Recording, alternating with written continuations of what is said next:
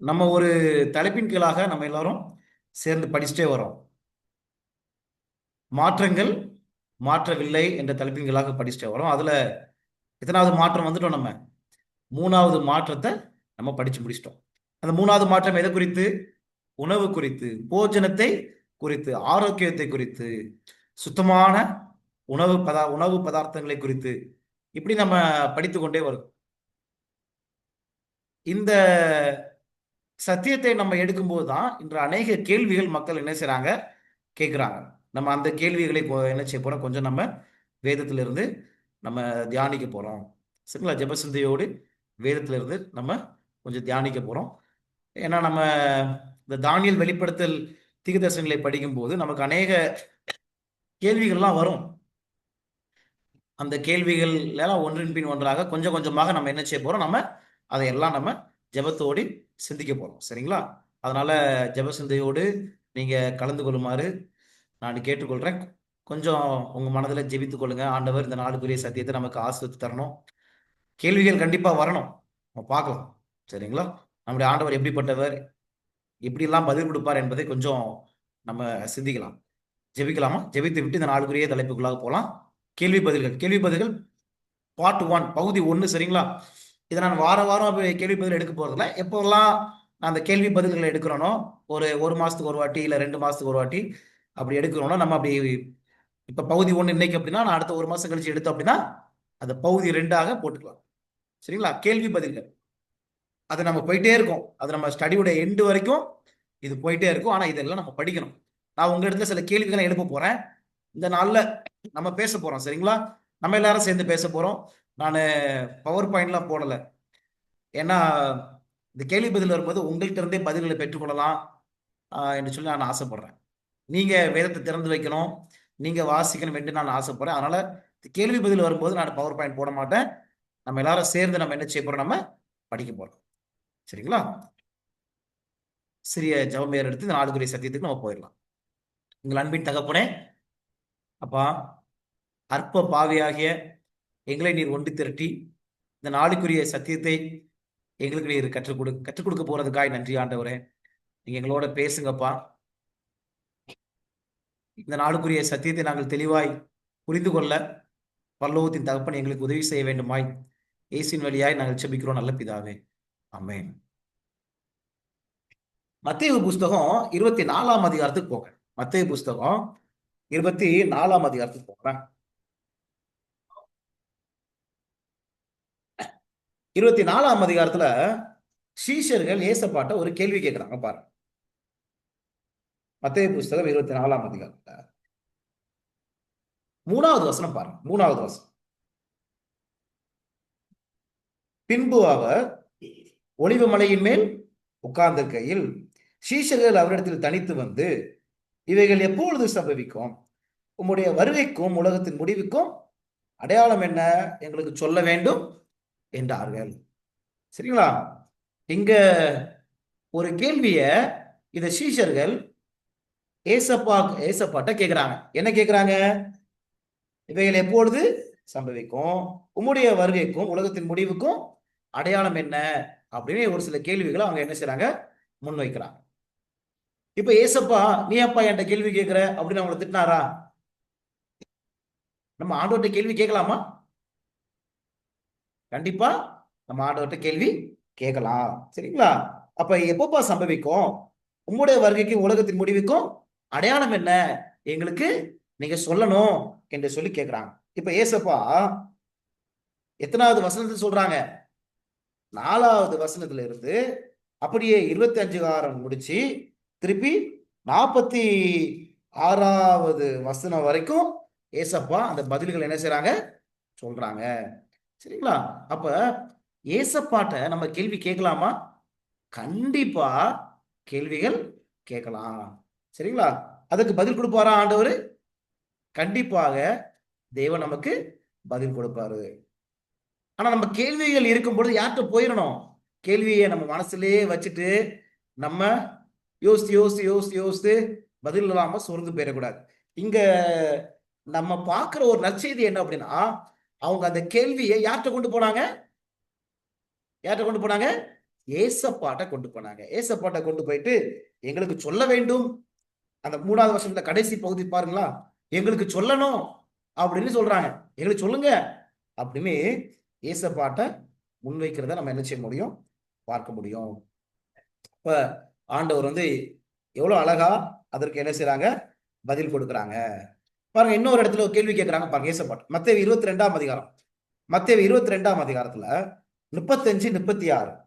மத்தேயு 22ஆம் அதிகாரத்துல 35, 36.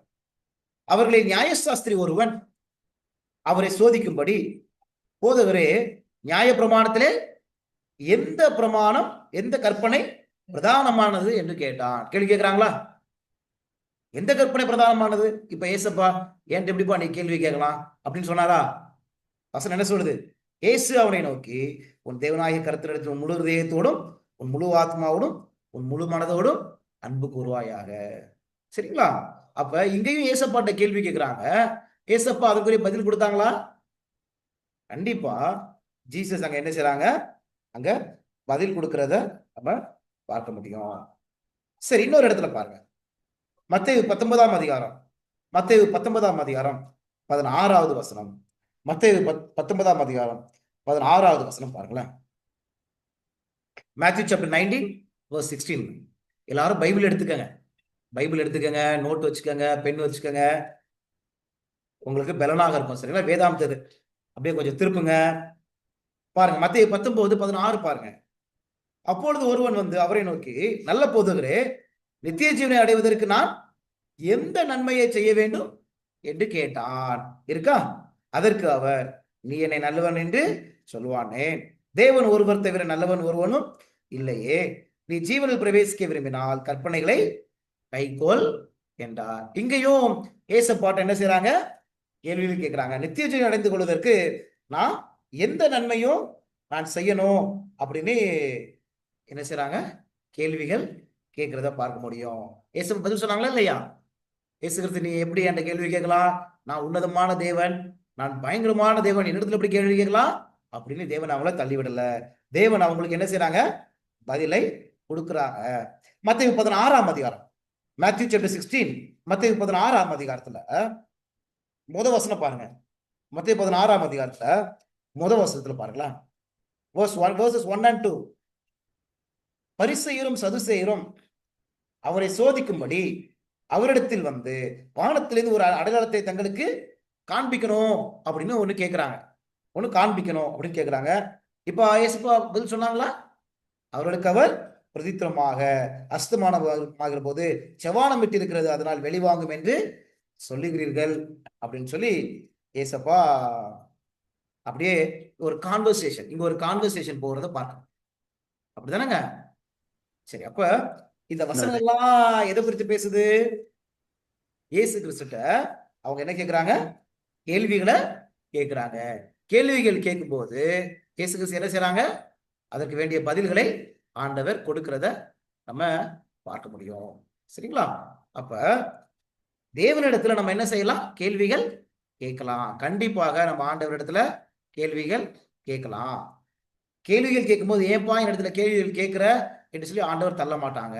அந்த கேள்விக்குரிய பதிலை நிச்சயமாக தேவன் நமக்கு தருவார். ஆனா யாருக்கெல்லாம் விசுவாசம் இருக்குதோ அவங்க தான் ஆண்டவர்கிட்ட போய் கேள்வி கேட்பாங்க. யாரெல்லாம் உண்மையிலேயே தேவனிடத்துல பதில் இருக்குதோ அவங்க நிச்சயமா ஆண்டவர்கிட்ட போய் கேள்வி கேட்பாங்க. நிச்சயமாய் ஆண்டவர் நமக்கு வேதத்திலிருந்து அவங்களுக்கு பதில கொடுப்பாரு. சரிங்களா? இப்ப உங்களுக்கு வெளிப்படத்துல இருந்தே ஒரு சில கேள்விகளை முன்வைக்கிறேன். உங்களால அதுக்கு பதில் ஏதாவது கண்டுபிடிக்க முடியுமா அப்படின்னு யோசி. சரிங்களா? வெளிப்படுத்தல் புஸ்தகத்துக்கு போகும். வெளிப்படுத்தல் புஸ்தகத்துல 4ஆம் அதிகாரத்துக்கு போகும். இன்னைக்கு நம்ம எதை குறித்து பார்க்க போறோம்? கேள்வி பதில்கள். ஒரு சில கேள்விகளை நம்ம படிச்சதுல இருந்து நம்ம பார்க்க போறோம். வெளிப்படுத்தல் 4வது அதிகாரத்துல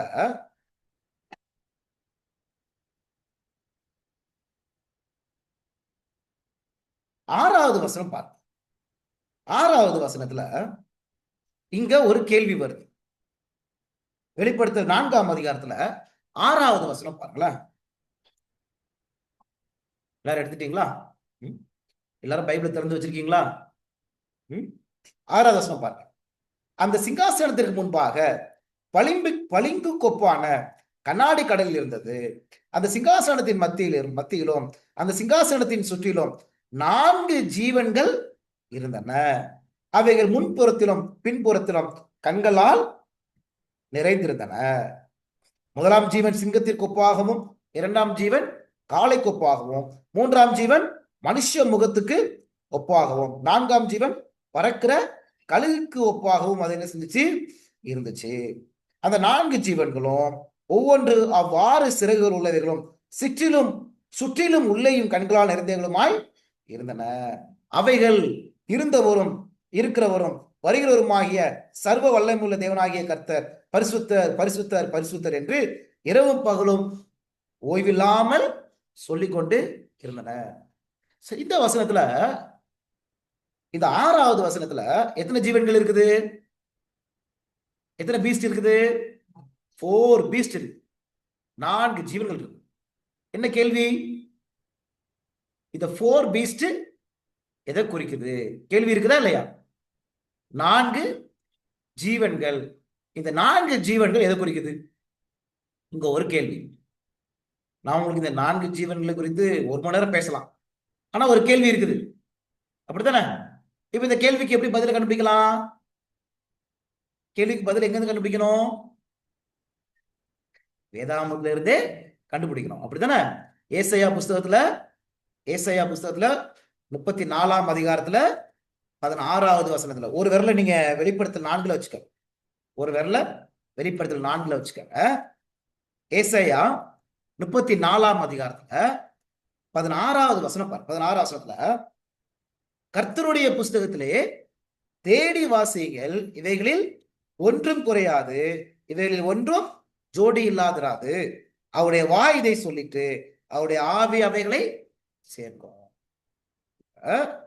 வேதாகமத்தை எப்படி படிக்க வேண்டும் என்பது குறித்து இங்க இந்த ஏசாயா 34:16 சொல்லுது. எப்படி படிக்கணும்? கர்த்தருடைய புஸ்தகத்தை தேடி வாசிக்கணும். இவைகளில் ஒன்றும் குறையாது, இவைகளில் ஒன்றும் ஜோடி இல்லாதிராது. அவருடைய வாய் இதை சொல்லிட்டு அவருடைய ஆவி அவைகளை சேர்க்கும். அப்போ ஒரு கேள்விக்கு நம்ம பதில் கண்டுபிடிக்கணும்னா நம்ம என்ன செய்யணும்? கர்த்தருடைய புஸ்தகத்தை தேடி வாசிக்கணும். அதுக்கு அதோடைய ஜோடிய நம்ம என்ன செய்யணும்? கண்டுபிடிக்கணும். என்னங்க?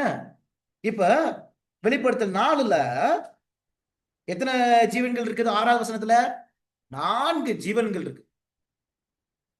4 பீஸ்ட். அவருடைய முதலாம் ஜீவன் எப்படி இருக்கான்? சிங்கத்திற்கு ஒப்பா இருக்குதான். இரண்டாம் ஜீவன் காளைக்கு ஒப்பா இருக்குது. மூன்றாம் ஜீவன் மனுஷ முகம் போல இருக்குது. நான்காம் ஜீவன் பறக்கிற கழுகுக்கு ஒப்பாக இருக்குது. இதை நீங்க என்ன நினைக்கிறீங்க? இந்த 4 மிருகம்னா என்ன நினைக்கிறீங்க? அப்படின்னா பரலோகத்துல 4 மிருகங்கள் இருக்குதா? சரி, இந்த சம்பவம் எங்க நடக்குது தெரியுமா? இந்த சம்பவம், இந்த 4 ஜீவன்கள் எங்க இருக்குது தெரியுமா? இது எங்க இந்த சம்பவத்தை பார்க்கிறாரு? வசனம் பாருங்க. வெளிப்படுத்தல் 4ஆம் அதிகாரத்துல வசனம் பாருங்களேன்.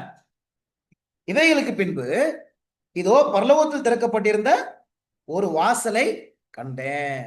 எங்க நடக்குது சம்பவம்? எங்க காமிக்கிறாரு? பரலோகத்துல இந்த காரியங்கள்லாம் நடக்குது. இதுதான் யோவானுக்கு என்ன செய்யப்படுது? காண்பிக்கப்படுது. சரிங்களா? அப்ப இந்த 4 ஜீவன்கள் எங்க இருக்கிறாங்க? பரலோகத்துல என்ன செய்யறாங்க? இருக்கிறாங்க. பரலோகத்துல இப்படியா இருப்பாங்க? முகம். சரி, முதலாம் ஜீவன் சிங்கத்திற்கு ஒப்பா இருந்துச்சு. இரண்டாம் ஜீவன் காளைக்கு ஒப்பாகவும், மூன்றாம் ஜீவன் மனுஷ முகம் போன்ற, நான்காம் ஜீவன் பறக்கிற கழுகு. அப்படின்னா உண்மையிலேயே சிங்கம், அங்க கழுகு, அங்க காளை அப்படி மிருகமா இருந்துச்சா? இல்ல. அப்படித்தானே? அந்த வசனம் என்ன சொல்றது பாத்தீங்களா? முதலாம் ஜீவன் சிங்கத்திற்கு ஒப்பாக, சிங்கம் கிடையாது, அதற்கு ஒப்பாக. இரண்டாம் ஜீவன் காளைக்கு ஒப்பாக. மூன்றாம் ஜீவன் மனுஷ முகம் போன்ற முகம் உள்ளதாகும். நான்காம் ஜீவன் பறக்கிற கழுகுக்கு ஒப்பாக இது என்ன செஞ்சிச்சு? இருந்துச்சு. ஆனா உண்மையிலேயே பரலோகத்துல சிங்கம், காளை, கழுகு இப்படிலாம் இருக்குதா? கிடையாது. அப்படின்னா இவங்க யார்? அப்படின்னா இந்த 4 மிருகங்கள் யார்? 4 மிருகங்கள் யார்? சரிங்களா?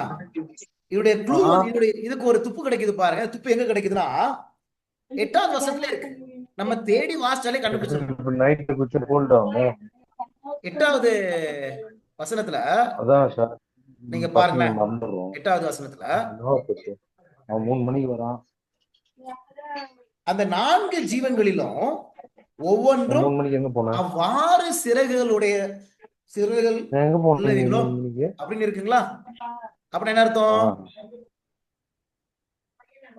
இந்த 4 ஜீவன்களுக்கும் என்ன இருக்குதுங்க? மீன் போட்ட குழம்பு. என்ன மீன் போட்ட? அந்த 4 ஜீவன்களுக்கும் என்ன இருக்குது? இந்த மீன்ல போட்ட சிறகுகள் இருக்குது. அப்படிதானே? மீன்ல போட்ட யாருக்கு கண்ணு சிறகுகள் தோசை இருக்கும்? எடுக்கலாம். இது பரலோகத்துல என்ன நடக்குது இந்த சம்பவம். சரிங்களா? பரலோகத்துல நடக்குது. அங்க இந்த சாப்பாடு 4 பத்தலன்னு ஜீவன்கள் சொல்லி இருக்குது. கேட்டாங்க. அவங்களுக்கு சிறகு இருக்குது. அப்படின்னா இது யாரு? எந்த வகையை சார்ந்தவங்க? இது மனுஷ வகையை சார்ந்தவங்க கிடையாது. இவங்க யாரு? தூதர் வகையை சார்ந்தவங்க. அவனு கம்மி பண்றான். தண்ணி நல்லா வரும்போதே உன்னை வாஷ் பண்ணி சொன்ன. கீழே யாரும் இல்ல. இன்பிட்வீன் யாரோ பேசினே இருக்காங்க. டிஸ்டர்பன்ஸா இருக்குங்க. யாரு?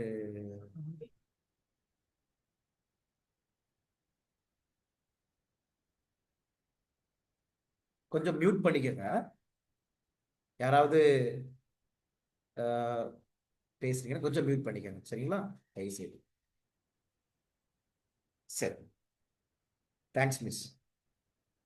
இப்ப நம்ம எதை குறித்து பார்த்துட்டு இருக்கிறோம்? இந்த 4 ஜீவன்களை குறித்து நம்ம பார்க்கிறோம். சரிங்களா? இந்த 4 ஜீவன்கள் எங்க இருக்கிறாங்கன்னு சொல்லுது வெளிப்படுத்தல் 4:1. அவங்க எங்க இருக்கிறாங்களா? பரலோகத்துல யோவான் என்ன செய்யறாரு? அவங்கள பார்க்கிறாரு. 1. அடுத்தது அவங்களுக்கு என்ன இருக்குது? சிறகுகள் இருக்குது. சரிங்களா? சிறகுகளை குறித்து பேசுது. அப்படின்னா இவங்க எந்த வகையை சார்ந்தவங்க? தூதர் வகையை சார்ந்த. எத்தனை தூதர் வகைகள் இருக்கிறாங்க வேதாமத்துல? 2 தூதர் வகைகள் இருக்கிறாங்க. யாரெல்லாம் இருக்கிறாங்க? கேருபீன்கள், சேராபீன்கள். கேருபீன்கள், சேராபீன்கள். இப்ப இவங்க யாரு? இவங்க யாரு? கேருபீன்களா, சேராபீன்கள்? சரி, எத்தனை சிறகு இருக்குது? 6 விங்ஸ் இருக்குது. 6 சிறகு யாருக்கு இருக்கும்? கேருபீன்களுக்கு இருக்குமா, சேராபீன்களுக்கு இருக்குமா? சரி, ஏசாயா புஸ்தகம் போ. ஏசாயா புஸ்தகத்துல 6வது அதிகாரத்துல 2வது வசனத்தை போ.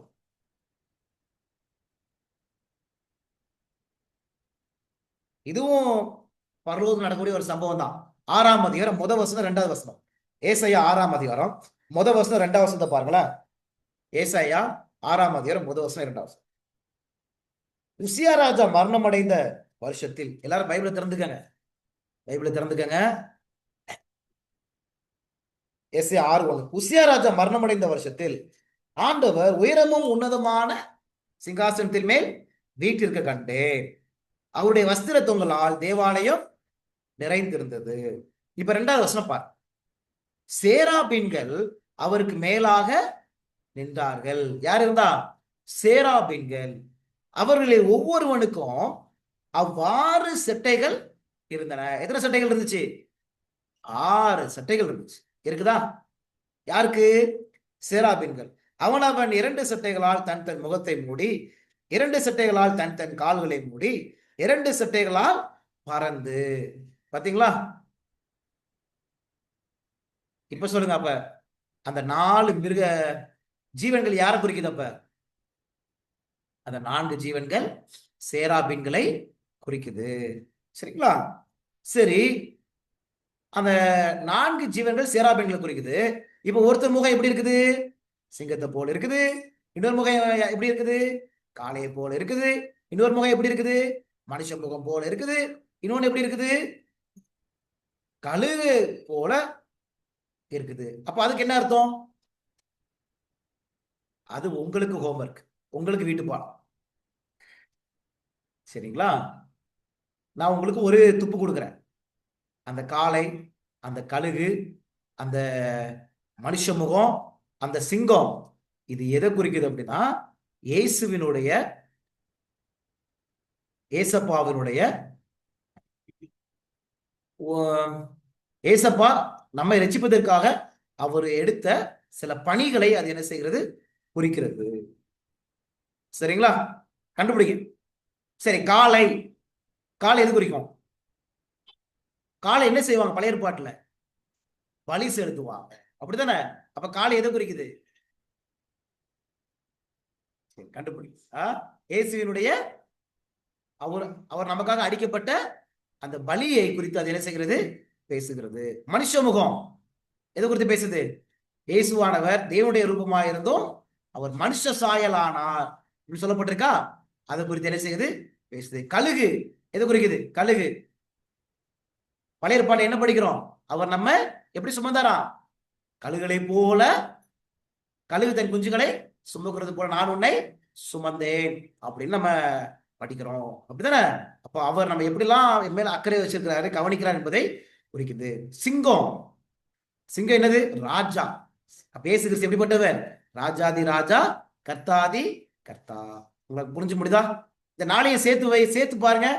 ராஜாதி ராஜா, கர்த்தாதி கர்த்தா, நமக்காக மனுஷ சாயலாகி நமக்காக இந்த உலகத்துல அவர் என்ன செஞ்சாரு? சிலுவையிலே அடிக்கப்பட்டார்.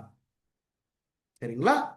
அப்படிப்பட்ட தேவன் நிச்சயமாய் கழுகு தன் குஞ்சுகளை சுமக்கிறது போல நம்மையும் அவர் என்ன செய்வாரு? சுமப்பாரு. அததான் இந்த சிங்க முகம், அந்த கழுகு, மனுஷ முகம், இதெல்லாம் குறித்து என்ன செய்கிறது, பேசுகிறது. கிறிஸ்துவினுடைய 4 சுவிசேஷத்தை அது குறிக்கும். இந்த மத்தேயு, மார்க்கு, லூக்கா, யோவான், இந்த 4 சுவிசேஷம் எந்த சுவிசேஷம் இயேசுவானவருடைய தெய்வீகத்தை குறித்து பேசுது, ஒரு தேவன் அப்படின்னு எந்த சுவிசேஷம் அவருடைய தெய்வீகத்தை குறித்து அதிகமா பேசுது? யோவான் புஸ்தகம், யோவான் சுவிசேஷம் தான் அவருடைய தெய்வீகத்தை குறித்து அதிகமா என்ன செய்கிறது, பேசுகிறது. இயேசு கிறிஸ்துவானவர் மனுஷ சாயல், சர்வெண்ட். எது மனுஷ சாயலை குறித்து, சர்வெண்ட் குறித்து எந்த காஸ்பல் அதிகமா பேசுது? மத்தேயு, மார்க், லூக்கா, யோவான்ல. யோவான் புஸ்தகம் அவருடைய தெய்வீகத்தை குறித்து, அவருடைய ராஜரீகத்தை குறித்து, அவர் ராஜா, அவர் கர்த்தாதி கர்த்தா என்பதை குறித்து யோவான் புஸ்தகம் பேசு. எந்த புஸ்தகம், எந்த சுவிசேஷம் அவர் மனுஷ சாயலானார், அதாவது அடிமையின் ரூபம் எடுத்தார், சர்வெண்ட், எந்த புஸ்தகம் அதிகமா அவர் குறித்து பேசுது? அது எந்த புஸ்தகம் அப்படின்னா மார்க்கு புஸ்தகம். எந்த புஸ்தகம்? மார்க்கு புஸ்தகம் அதிகமா பேசு. சரி, எந்த புஸ்தகம் அவருடைய பாடும் மரணங்களை குறித்து அதிகமா பேசுது? எந்த புஸ்தகம் அவருடைய பாடும் சிலுவைகளை குறித்து அதிகமா பேசக்கூடிய புஸ்தகம் எது? எந்த புஸ்தகம்? லூக்கா புஸ்தகம். சரிங்களா? எந்த புஸ்தகம் அவர் நம்ம மேல அக்கறை உள்ளவராக இருக்கிறாரு என்பதை அதிகமா பேசக்கூடிய புஸ்தகம் என்ன புஸ்தகம்? மத்தேயு புஸ்தகம். மத்தேயு புஸ்தகம். சரிங்களா? அப்ப அந்த தூதன் கிறிஸ்துவனுடைய ஊழிய பணியை, இந்த மனுஷர்களுக்காக செய்யப்படுகிற ஊழிய பணியை அங்க விவரிக்கக்கூடியதாக அந்த ஒவ்வொரு காட்சியும் பரலோகத்துல காணப்பட்டுச்சு. சரிங்களா? சரி, இப்ப அவருடைய கேள்வி பதில் கிடைச்சிச்சா? அப்ப அந்த 4 மிருகங்கள், 4 பீஸ்ட், 4 ஜீவன்கள் எதை யாரை குறிக்குது? சேராபீன்களை குறிக்கிறதாக இருக்கு. சரி, இன்னொரு கேள்வி வச்சுட்டு இப்ப நம்ம முக்கியமா எந்த கேள்விகளை படிக்க போறோம்? அந்த உணவு குறித்த சில கேள்விகள் வேதாகமத்தில் சொல்லப்பட்டிருக்கு. அதுதான் இதை நான் உங்களுக்கு உதாரணத்துக்காக ஒரு சில கேள்விகளை கொடுக்குறேன். வேதாகமத்துல 7 ஆவிகள்னு இருக்குதா? படிச்சீங்களா? வெளிப்படுத்தல் புத்தகத்துல 7 ஆவிகள். நான் கூட உங்களுக்கு சொல்லியிருந்தேன், இந்த 7 ஆவிகள் என்ன கண்டுபிடிச்சிட்டு வாங்க அப்படின்னு சொல்லியிருந்தேன். ஞாபகம் இருக்கா? எங்க இருக்கு?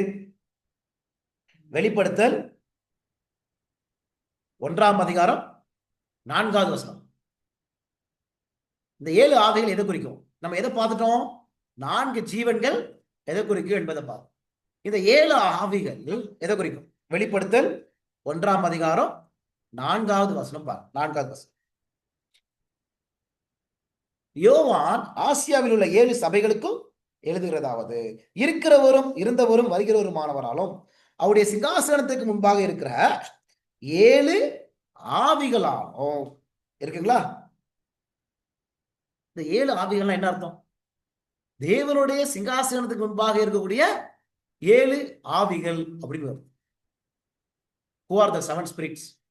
பாருங்க, வெளிப்படுத்தல் 4ஆம் அதிகாரம், அங்கேயும் இதே வசனம் வருதான்னு பாருங்க. வெளிப்படுத்தல் 4ஆம் அதிகாரத்துல 5வது வசனம் பாருங்க. அந்த சிங்காசனத்திலிருந்து மின்னல்களும் இடி முழக்கங்களும் சத்தங்களும் புறப்பட்டன. தேவனுடைய 7 ஆவிகளாகிய 7 அக்கினி தீபங்கள் சிங்காசனத்திற்கு முன்பாக எரிந்து கொண்டிருந்தன. இருக்குங்களா? தேவனுடைய தேவனுடைய 7 ஆவிகளாகிய 7 அக்கினி தீபங்கள் என்ன செய்யப்பட்டிருச்சு? சிங்காசனத்திலிருந்து எரிந்து கொண்டிருந்தன அப்படின்னு வருது. இருக்கா? இன்னொரு வசனம் கூட பாருங்க, வெளிப்படுத்தல் 5:6 பாருங்க. வெளிப்படுத்தல் 5:6. அப்பொழுது இதோ அடிக்கப்பட்ட வண்ணமா இருக்கிற ஒரு ஆட்டுக்குட்டி சிங்காசனத்திற்கும் 4 ஜீவன்களுக்கும் மூப்பொருளுக்கு மத்தியிலே நிற்க கண்டேன். அது 7 கொம்புகளையும் 7 கண்களையும் உடையதா இருந்தது.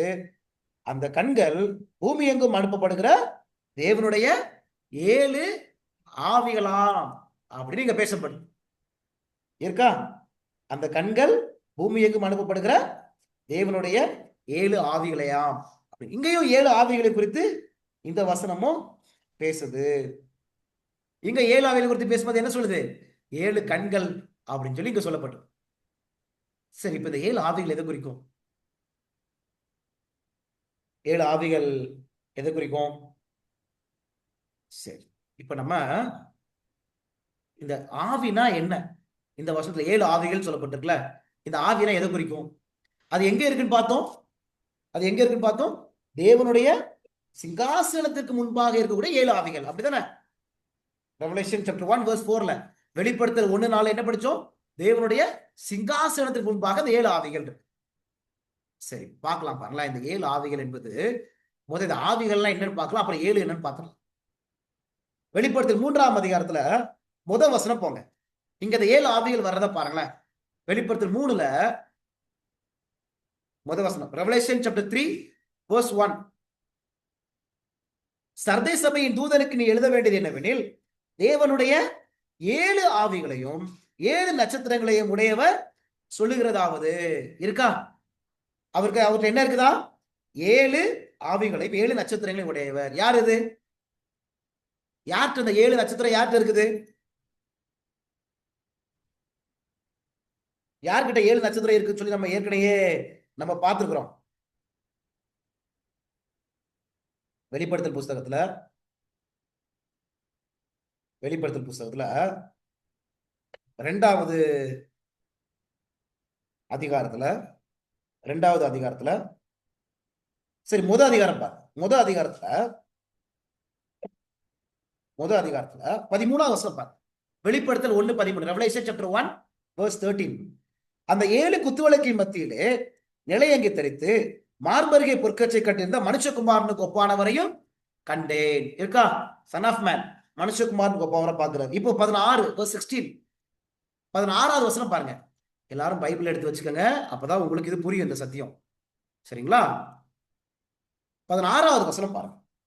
தமது வலது கரத்திலே 7 நட்சத்திரங்களை ஏந்தி கொண்டிருந்தார். இருக்குங்களா? அப்ப யார் நட்சத்திரங்களை ஏந்தி கொண்டிருந்தது? இயேசு கிறிஸ்து. சரிங்களா? இப்ப வெளிப்படுத்தல் 3:1 வாங்க. வெளிப்படுத்தல் 3:1 வாங்க. சர்தை சபையின் தூதனுக்கு நீ எழுத வேண்டியது என்னவெனில், தேவனுடைய 7 ஆவிகளையும் 7 நட்சத்திரங்களையும் உடையவர் சொல்லுகிறதாவது. அப்ப யார் சொல்றா? யார்கிட்ட அந்த 7 ஆவிகள் இருக்குது? இயேசு கிறிஸ்து அந்த 7 ஆவிகள். ஏன்னா அவர்கிட்ட தான் 7 நட்சத்திரங்களும் இருக்குது, மனுஷகுமாரன். அப்படித்தானே? அப்ப 7 ஆவிகள் யார்கிட்ட இருக்குது? இயேசு கிறிஸ்து இருக்குது. சரி, ஏன் ஆண்டவர் இந்த சர்தை சபைக்கு நான் 7 ஆவிகளை உடையவரா இருக்கேன்னு ஏன் சொல்றாரு? இப்படி தொடர்ந்து படிங்க. உன் கிரியைகளை அறிந்திருக்கிற, நீ உயிருள்ளவன் என்று பெயர் கொண்டிருந்தோம், நீ எப்படி இருக்கிற? செத்தவனாய் இருக்கிறாய். இப்ப இந்த சபை எப்படி இருக்குது? நீ உயிருள்ளவன் என்று பெயர் கொண்டிருந்தோம், நீ செத்தவனா இருக்கிறப்பா அப்படின்னு சொல்லப்படுது. அப்படிதானங்க? இப்ப சொல்லுங்க, ஏன் ஆண்டவர் 7 ஆவிய உடையவரா இருக்கிறேன்னு சொல்லி இந்த சபைக்கு சொல்றார்? இந்த சபை நிலைமை எப்படி இருக்கு? செத்த நிலைமை. நீ உயிருள்ளவன் என்றும் பெயர் கொண்டிருந்தோம், செத்தவனாய் இருக்கிறாய். இப்ப இந்த சபைய உயிரோடு எழுப்பணும்னா என்ன அவசியம்? எசேக்கியேல் புஸ்தகம் போ. எசேக்கியேல் புஸ்தகம் எசேக்கியேல் புஸ்தகம் 37ஆம் அதிகாரம். இங்க செத்த எலும்புகள் கூட்டம் இருக்கு பாருங்க.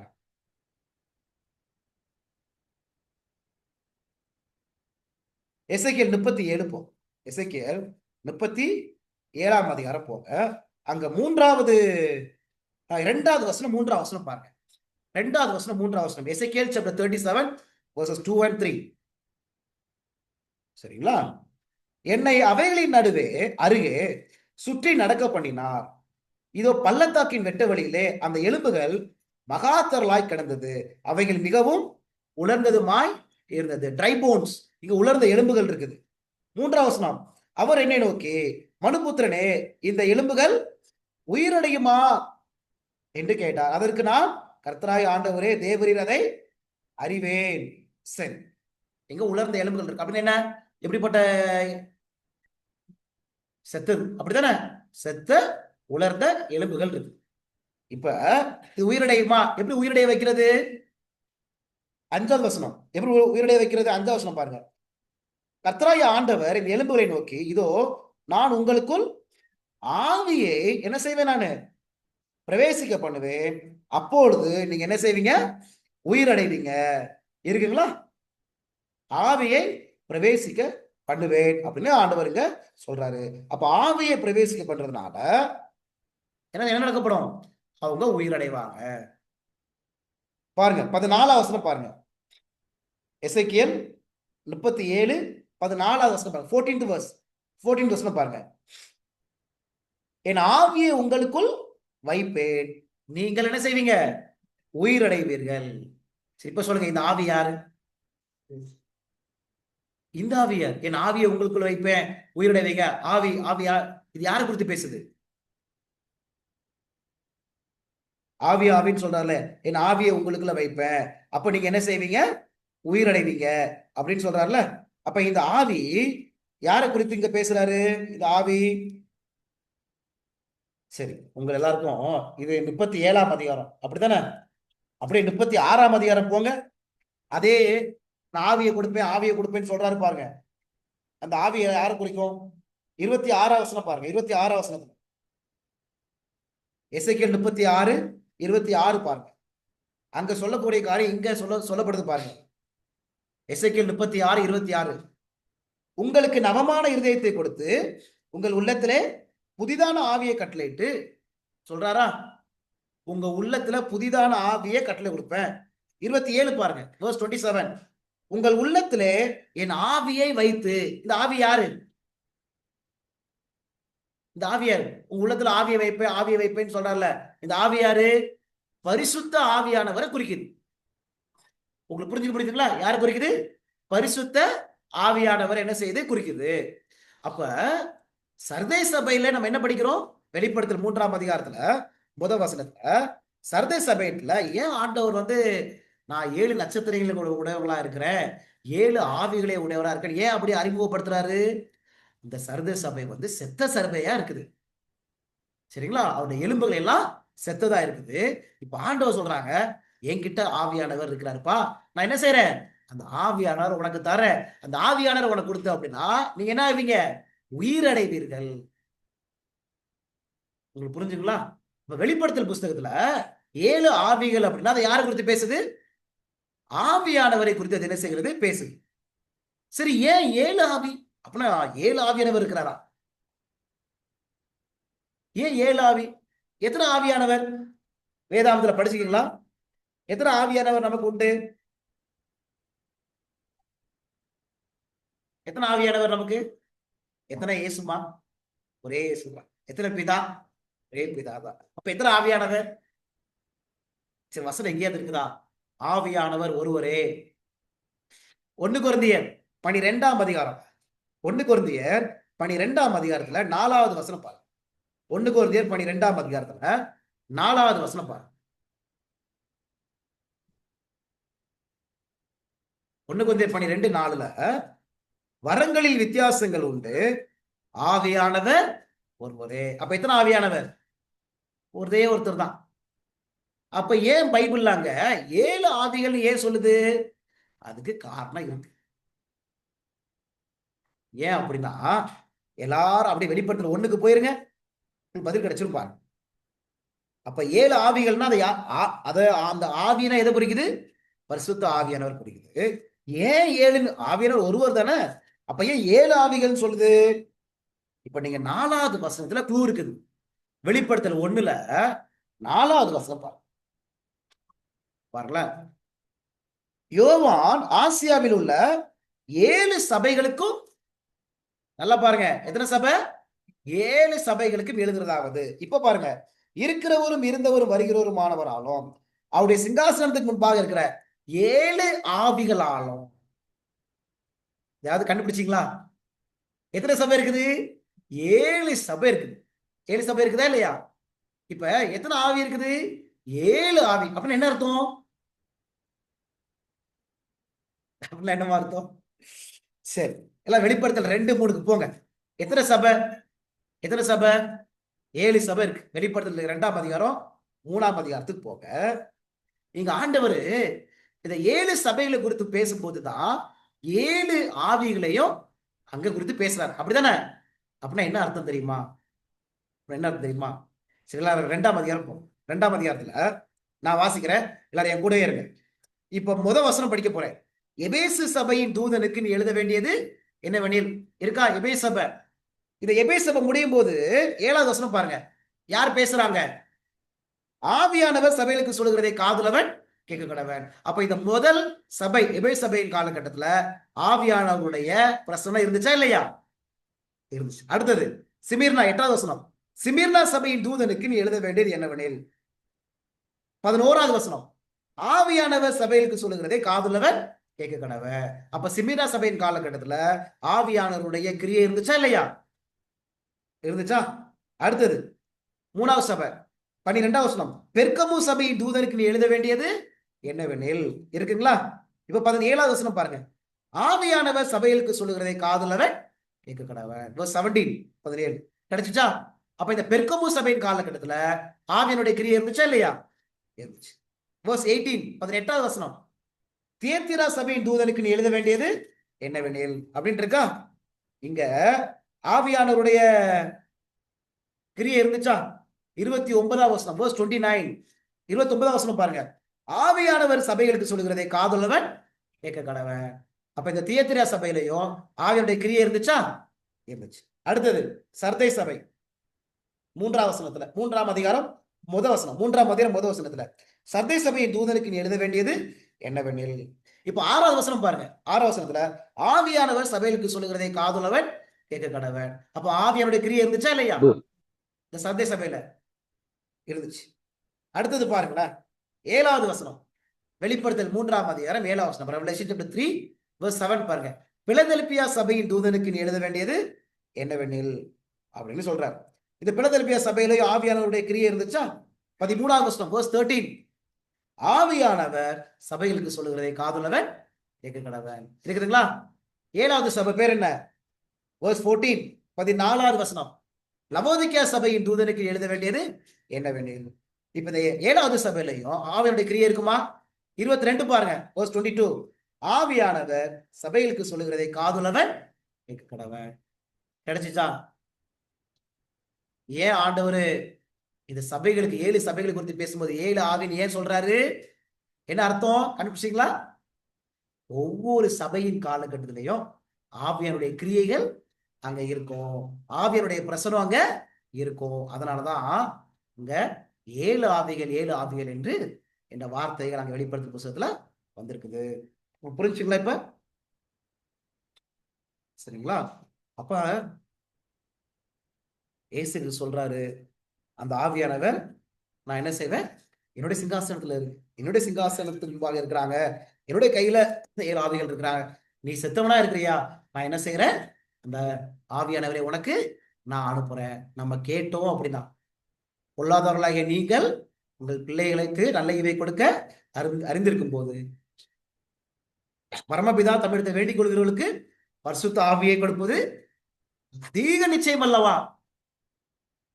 நம்முடைய கிறிஸ்தவ வாழ்க்கையும் ஒருவேளை செத்ததா இருக்குது, உயிரே இல்லை, ஜீவனே இல்லை அப்படின்னா, நம்ம ஆண்டவர்கிட்ட கேட்டோம் அப்படின்னா அவருடைய ஆவியானவர்களை நம்ம என்ன செய்வாரு? ஸ்திரப்படுத்துவார். சரிங்களா? அப்ப வெளிப்படுத்தல் புஸ்தகத்துல இந்த 7 சபைகளை குறித்து அங்க என்ன செய்யுது பேசப்படுறதால, ஒவ்வொரு சபையின் காலகட்டத்திலையும் ஆவியானுடைய பங்கு அங்க காணப்பட்டதுனால, அங்க எப்படி ஆவியானவர் அறிமுகப்படுத்துறாங்க? 7 ஸ்பிரிட்ஸ், 7 ஆவிகள் என்று என்ன செய்யப்படுறாங்க? அறிமுகப்படுத்துறாங்க. இதுதான் அந்த 7 ஆவிகள் என்று அர்த்தம். தவிர ஒரு சில பேர் என்ன சொல்றாங்க, 7 ஆவிகள்னா 7 ஆவி இருக்குப்பா, 7 ஆவி இருக்குப்பா, அப்படி கிடையாது. சரிங்களா? அப்படி கிடையவே கிடையாது. ஆவியானவர் எத்தனை பேர் தான்? ஒருவர் தான். அங்க வெளிப்படுத்தல் புஸ்தகத்துல 7 சபைகள் வர்றதுனால, சரி, இந்த வெளிப்படுத்தல் புஸ்தகத்துல 7 சபைகள் இருக்குல்ல, இந்த சபைகள் எங்க இருந்து ஆரம்பிச்சு எங்க முடியுது? டைம் பீரியட் போட்டுருவோமா? காலகட்டம். நம்ம இந்த 7 சபைகளை படிக்க போறோம் பின்னாடி, சில முக்கியமான தீர்க்கதரிசனங்களை படிச்சு. சரி, உங்களுக்காக இந்த 7 சபையுடைய காலகட்டம் எங்க இருந்து எங்க ஆரம்பிக்குது மாத்திரம் 2 வசனம் வாசனம். வெளிப்படுத்தல் 2ல முதல் வசனம், எபேசு சபையின் தூதனுக்கு நீ எழுத வேண்டியது என்னவெனில் அப்படின்னு பேசுதா? எபேசு சபையின் தூதனுக்கு. இப்ப 2வது வசனம் பாருங்க, ஒரு வார்த்தை வருது, நீங்க தான் சொல்ல போறீங்க அது எந்த சபை. சரிங்களா? verse 2, உன் கிரியைகளையும் உன் பிரயாசத்தையும் உன் பொறுமையையும் நீ பொல்லாதவர்களை சகிக்க கூடாமல் இருக்கிறதையும் அப்போஸ்தலர் அல்லாதவர்கள் தங்கள் அப்போஸ்தலர்கள் என்று சொல்லுகிறதை நீ சோதித்து அவர்களை பொய்யர் என்று கண்டறிந்ததையும். நீங்க சொல்லுங்க, இது எந்த சபையை குறிக்கும்? ஒரு வார்த்தை வந்துருச்சுங்க, அந்த வார்த்தையை வச்சே கண்டுபிடிச்சிடலாம். எந்த வார்த்தை? வெரி குட், மேரி சிஸ்டர் அழகா சொல்லிட்டாங்க. எந்த வார்த்தை வருது? அப்போஸ்தலர். அப்ப எந்த சபை இது? நம்ம அப்போஸ்தலர்கள் இருந்தாங்களே, யார் அவங்க? சீஷர்கள் இருந்தாங்கல்ல, அவங்க காலகட்டத்தை அது என்ன செய்து குறிக்குது. கிடைச்சிச்சா? அப்ப இந்த எபேசு சபையின் காலகட்டம் எங்க இருந்து ஆரம்பிக்குது? சீஷர்கள், இயேசுவானவர் பரமேறின பின்பு சீஷர்கள் போய் சத்தியத்தெல்லாம் போய் சொன்னாங்கல்ல, இந்த காலகட்டத்துல இது என்ன செய்யுது? எபேசு சபை ஆரம்பிக்குது. புரிஞ்சுக்க முடியுதா? சரி, இந்த லவோதிக்கே சபை கடைசி சபை, இது எப்ப? கடைசி சபையுடைய காலகட்டம் என்ன? 21வது வசனம், அங்கதான் க்ளூ இருக்கு. 21வது வசனம் தான், நான் ஜெயங்கொண்டு என் பிதாவுடைய சிங்காசனத்தில் அவரோட கூட உட்கார்ந்தது போல ஜெயங்கொள்ளுகிறவன் எவனோ அவனும் என்னுடைய சிங்காசனத்தில் என்னோட கூட உட்காரும்படி அருள் செய்வேன். வெளிப்படுத்தல் 3:21. வெளிப்படுத்தல் 3:21 இது சொல்லுங்க, இது எப்ப நடக்கும்? நான் ஜெயங்கொண்டு என் பிதாவுடைய சிங்காசனத்தில் அவரோட கூட உட்கார்ந்தது போல ஜெயங்கொள்ளுகிறவன் எவனோ அவனும் என்னுடைய சிங்காசனத்தில் என்னோட கூட உட்காரும்படி அருள் செய்வேன். இது எப்ப நடக்கும்? 2ஆம் வருகை முடிவுல தான் அவர் அவருடைய சிங்காசனத்துல உட்காரக்கூடிய அனுபவம் 2ஆம் வருகை முடிவுல தான். அப்ப இந்த லவோதிக்கே சபையுடைய காலகட்டம் எப்ப முடியுது? சரி, எப்ப இந்த சபை எப்ப வரும்? இயேசு கிறிஸ்துடைய 2ஆம் வருகைக்கு முன்பாக இந்த சபை இருக்கும். சரிங்களா? அப்ப ஒரு டைம் பீரியட் போடுங்க, ஒரு காலகட்டம் போடுங்க. எபேசு சபையிலிருந்து லவோதிக்கே சபை இருக்கு, 7 சபைன்னு இருக்குல்ல, அப்புறம் காலகட்டம். இப்ப ஆண்டவர் என்ன செஞ்சிருக்கிறாங்க அப்படின்னா, இந்த சீஷர்கள் வாழ்ந்த அந்த காலத்துல இருந்து கிறிஸ்துவின் 2ஆம் வருகை வரைக்கும் இந்த காலகட்டத்தை 7ஆ என்ன செஞ்சார்? ஆண்டவர் பிரிச்சிருக்காரு. சபையினுடைய அனுபவத்தை வச்சு 7ஆ ஆண்டவர் என்ன செஞ்சிருக்கிறாங்க? பிரிச்சிருக்கிறாங்க. உங்களுக்கு புரிஞ்சுக்க முடியுதுங்களா? ஆனா அந்த 7 சபையின் காலகட்டத்திலையும் யாருடைய பங்கு அங்க இருக்கும்? பரிசுத்த ஆவியானுடைய பங்கு அங்க என்ன செய்யப்படும்? காணப்படும். சரிங்களா? சரி, சுருக்கமா பார்த்துருக்கோம், அவ்வளவுதான். சரி, இப்ப 2 கேள்வி பார்த்துட்டோம். நம்ம இன்னும் முக்கியமான கேள்விக்குள்ள போறோம். நம்ம என்னென்ன பார்த்தோம்? 4 ஜீவன்கள். 4 ஜீவன்கள் யாரை குறிக்குதுன்னு படிச்சோம். நம்ம ஒரே ஆன்சர்ல முடிச்சோங்க. யாரை குறிக்கும்? சேராபீன்களை குறிக்குது அப்படின்னு பார்த்தோம். சரிங்களா? சேராபீன்களை அது குறிக்குது. அடுத்தது இந்த 7 ஆவிகள் எது குறிக்குதுன்னு பார்த்தோம். நம்ம ஞாபகம் இருக்குங்களா? யார் குறிக்குது? அது பரிசுத்த ஆவியினரை குறிக்குது. ஏன் 7 ஆவிகள் ஏன் சொல்லுது? வெளிப்படுத்தல் புத்தகத்துல 7 சபைகள் காணப்படுறதுனால அந்த 7 சபைகளுடைய காலகட்டத்துல பரிசுத்த ஆவியினுடைய கிரியை பங்கு நிச்சயமாய் காணப்படும். அதனாலதான் அது 7 ஆவிகள் என்று சொல்லப்படுது. ஆவியானவர் எத்தனை பேர் தான்? ஒருவர் தான். சரிங்களா? சரி, இப்ப நம்ம என்ன இப்ப உங்களுக்கு நான் இந்த 2 எக்ஸாம்பிள் எதுக்கு கொடுத்தேன் அப்படின்னா, ஒரு கேள்விக்குரிய பதில் எதுல காணப்படும்? பைபிள்லயே காணப்படும். கொஞ்சம் மேலையும் கீழையும் கொஞ்சம் பின்னணியை வச்சு நம்ம படிச்சாலே அதனுடைய அர்த்தத்தை நம்ம என்ன செய்ய முடியும்? கண்டுபிடிக்க முடியும். சரி, நம்ம என்ன படிச்சுட்டு வரோம்? உணவை குறித்து படிச்சுட்டு வரோம். எது குறித்து படிச்சுட்டு வரோம்? உணவை குறித்து படிச்சுட்டு வரோம். இந்த உணவை குறித்து படிக்கும் போது கேள்விகள் இங்க வருது. நம்ம என்ன படிச்சோம் போன வாரம்? சுத்தமான உணவை தான் நம்ம என்ன செய்யணும்? சாப்பிடணும். அசுத்தமான உணவை சாப்பிடக்கூடாது. நம்ம உணவு காரியத்திலையும் தீர்மானங்கள் கட்டாயம் எடுக்கணும். நம்ம இஷ்டத்துக்கு குடிக்கவும் நம்ம இஷ்டத்துக்கு சாப்பிடவும் கூடாது. தானியேலை போல நாம என்ன செய்யணும்? தீர்மானம் எடுக்கணும் என்பதை நம்ம போன வாரம். ஆனா நான் வந்து இந்த சத்தியத்தை ஒரு சில என்னுடைய நண்பர்கள்ட்ட அவங்க பகிர்ந்து கொள்ளும்போது அவங்க என்ன சொல்லுவாங்கன்னா, எப்பா நம்ம என்னனாலும் சாப்பிடலாம், என்னனாலும் சாப்பிடலாம், பன்றி இறைச்சியும் சாப்பிடலாம், எலியையும் சாப்பிடலாம், எந்த நண்டையும் சாப்பிடலாம், எது வேணாலும் நம்ம சாப்பிடலாம். அதெல்லாம் ஆண்டவர் சிலுவையில ஒழிச்சிட்டாங்க. அது எல்லாம் வாய்க்குள்ள போறதெல்லாம் ஆசனம் வழியா வெளியில வந்துருது. அதனால நம்ம என்னனாலும் சாப்பிடலாம் அப்படின்னு என் நண்பர்கள் சொன்னாங்க. சரிங்களா? அப்ப என் நண்பர்கள்ட்ட பேசிட்டு இருந்தோம். இப்படிதான் நமக்கு கேள்விகள் வரும். இப்ப என் நண்பர்கள் சொன்னாங்க, இந்த மாதிரி இதெல்லாம் சாப்பிடலாமான்னு சொல்லும்போது அப்ப நான் கேட்டேன், சரிப்பா பைபிள்ல எங்கெல்லாம் இருக்கு? என்னனாலும் சாப்பிடலான்னு பைபிள்ல எங்க இருக்குது? அப்ப என் நண்பர்கள் ஒரு 2-3 வசனம் காமிச்சாங்க. படிக்கலாமா? ஒரு 2-3 வசனம் காமிச்சாங்க. அததான் இன்னும் சில கேள்விகளை நம்ம பார்க்கணும். எத்தனை கேள்விகள் பார்த்துட்டோம்? நம்ம இன்னைக்கு எதை குறித்து பார்த்துட்டு இருக்கிறோம்? இன்னைக்குரிய செஷன் கேள்வி பதில்கள் இருக்கு. அவ்வளவுதான், கேள்வி பதில்கள். மாசத்துக்கு ஒரு வாட்டி கேள்வி பதில் போட்டுடலாம், இல்ல 2 மாசத்துக்கு ஒரு வாட்டி. சரி, அதுல எத்தனை கேள்வி முடிஞ்சிச்சு? 2 கண்டுபிடிச்சிட்டோம். ஆனா இப்ப மீதி ஒரு 4 கேள்வி கொண்டு போறோம். அதுல என்னனாலும் சாப்பிடலாம் அப்படின்னு பைபிள் இருக்குப்பா அப்படின்னு என் நண்பன் சொன்னான். அப்ப நான் கேட்டேன், எங்கப்பா இருக்குது? கொஞ்சம் நம்ம படிக்கலாம்ப்பா அப்படின்னு சொன்னோம். அப்பதான் படிக்க போனோம். என்ன சொன்னார் அப்படின்னா, அப்போஸ்தலர் புஸ்தகம் போங்க. அப்போஸ்தலர் புஸ்தகத்துல 10ஆம் அதிகாரம் அவர் என்ன சொன்னாருன்னா, எந்த சுத்தமானது அசுத்தமானது அப்படிலாம் பிரிக்க தேவையில்லை, எல்லாமே சாப்பிடலாம்ப்பா அப்படின்னு சொன்னார். எந்த வசனம் சொன்னார் அப்படின்னா, அப்போஸ்தலர் 10ஆம் அதிகாரம் போனோம். 10ஆம் அதிகாரத்துல இங்க பேதுருக்கு ஆண்டவர் வந்து ஒரு தரிசனம் காண்பிக்கிறார். பீட்டருக்கு ஆண்டவர் ஒரு தரிசனம் காண்பிக்கிறாங்க. சரிங்களா? 10வது வசனம், ஆக்ட்ஸ் சாப்டர் 10 verse 10. நம்ம 10வது வசனம் படிக்க போறோம். இந்த வசனம் நல்லா பாருங்க. அவன் மிகுந்த பசியடைந்து சாப்பிட மனதா இருந்தான். அதற்கு அவர்கள் ஆயத்தம் பண்ணுகையில் அவன் ஞான திருஷ்டி அடைந்து வானம் திறந்திருக்கிறதாகவும் 4 முனைகளும் கட்டப்பட்ட பெரிய துப்பட்டியை போல ஒரு விதமான கூடு தன்னிடத்தில் இறங்கி தரையில் விடப்பட்டிருக்கிறதாகவும் அதிலே பூமியில் உள்ள சகலவிதமான 4 கால் ஜீவன்களும் காட்டு மிருகங்களும் ஊரும் பிராணிகளும் ஆகாயத்து பறவைகளும் இருக்கிறதாகவே கண்டான். யார் பார்த்தது? பேதுரு வந்து பார்க்கிறார். சரிங்களா? என்ன பார்த்தாராம்? 12வது சொல்றார், பூமியில் உள்ள சகல விதமான 4 கால ஜீவன்களும் காட்டு மிருகங்களும் ஊரும் பிராணிகளும் ஆகாயத்து பறவைகள் இருக்கிறதாக கண்டான். இருக்குதா அந்த வசனம்? அப்படி இருக்குங்களா? சகல விதமான ஊரும் பிராணி, காட்டு மிருகங்கள், சகல ஊரும் பிராணி, ஆகாயத்து பறவைகள். இப்ப 13வது வசனம் பாருங்க.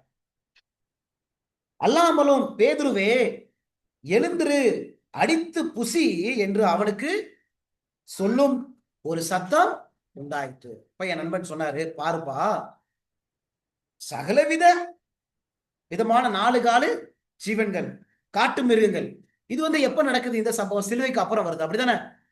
சிலுவைக்கு அப்புறம் தான் இந்த சம்பவம் வருது. அப்ப சகலவிதமான 4 கால ஜீவன்கள், காட்டு மிருகங்கள், இதையெல்லாம் சாப்பிடுதானப்பா பரலோகத்துல இருந்து ஆண்டவர் பேதுருக்கு சொன்னாரு. ஏன்பா பால்வின், நீ என்னன்னா சகல விதமெல்லாம் சாப்பிடக்கூடாது, சுத்தமானது மாத்திரம் தான் சாப்பிடணும்னு சொல்ற அப்படின்னு கேட்டார். இப்ப ஆன்சர் எதுல இருக்கு தெரியுமா? பேதுருவை என்ன சொல்றாரு பாருங்க. அதுலயே சூப்பரா பதில் இருக்கு.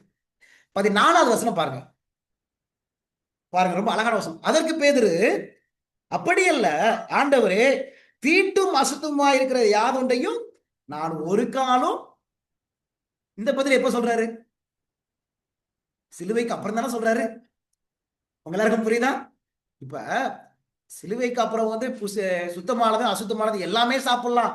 எந்த சகல விதமான 4 கால் ஜீவன்கள், காட்டு மிருகங்கள், பறக்கும் பறவைகள் எல்லாமே சாப்பிடலாம் அப்படின்னா பேதுரு என்ன செஞ்சிருக்கணும்? நமக்கு தான் ஆண்டவர் சிலுவைக்கு அப்புறம் சுதந்திரம் கொடுத்தாரு அப்படின்னு சொல்லிட்டு புசின்னு சொன்ன உடனே புசிச்சிற ஆண்டவரே அப்படின்னு சொல்லியிருக்கணும். ஆனா பேதுரு என்ன சொல்றாரு? அப்படி அல்ல ஆண்டவரே, தீட்டும் அசுத்தமா இருக்கிற யாதொன்றை நான் ஒரு காலம் புசித்தது இல்ல. அப்ப சிலுவைக்கு அப்புறம் கூட சுத்தமான அசுத்தமான மிருகத்தையும் தீட்டும் அருவருப்பானதை சாப்பிடுவதற்கு அனுமதி கொடுக்கப்படவில்லை. உங்களுக்கு புரியுதுங்களா? கொடுக்கப்படவே இல்லை.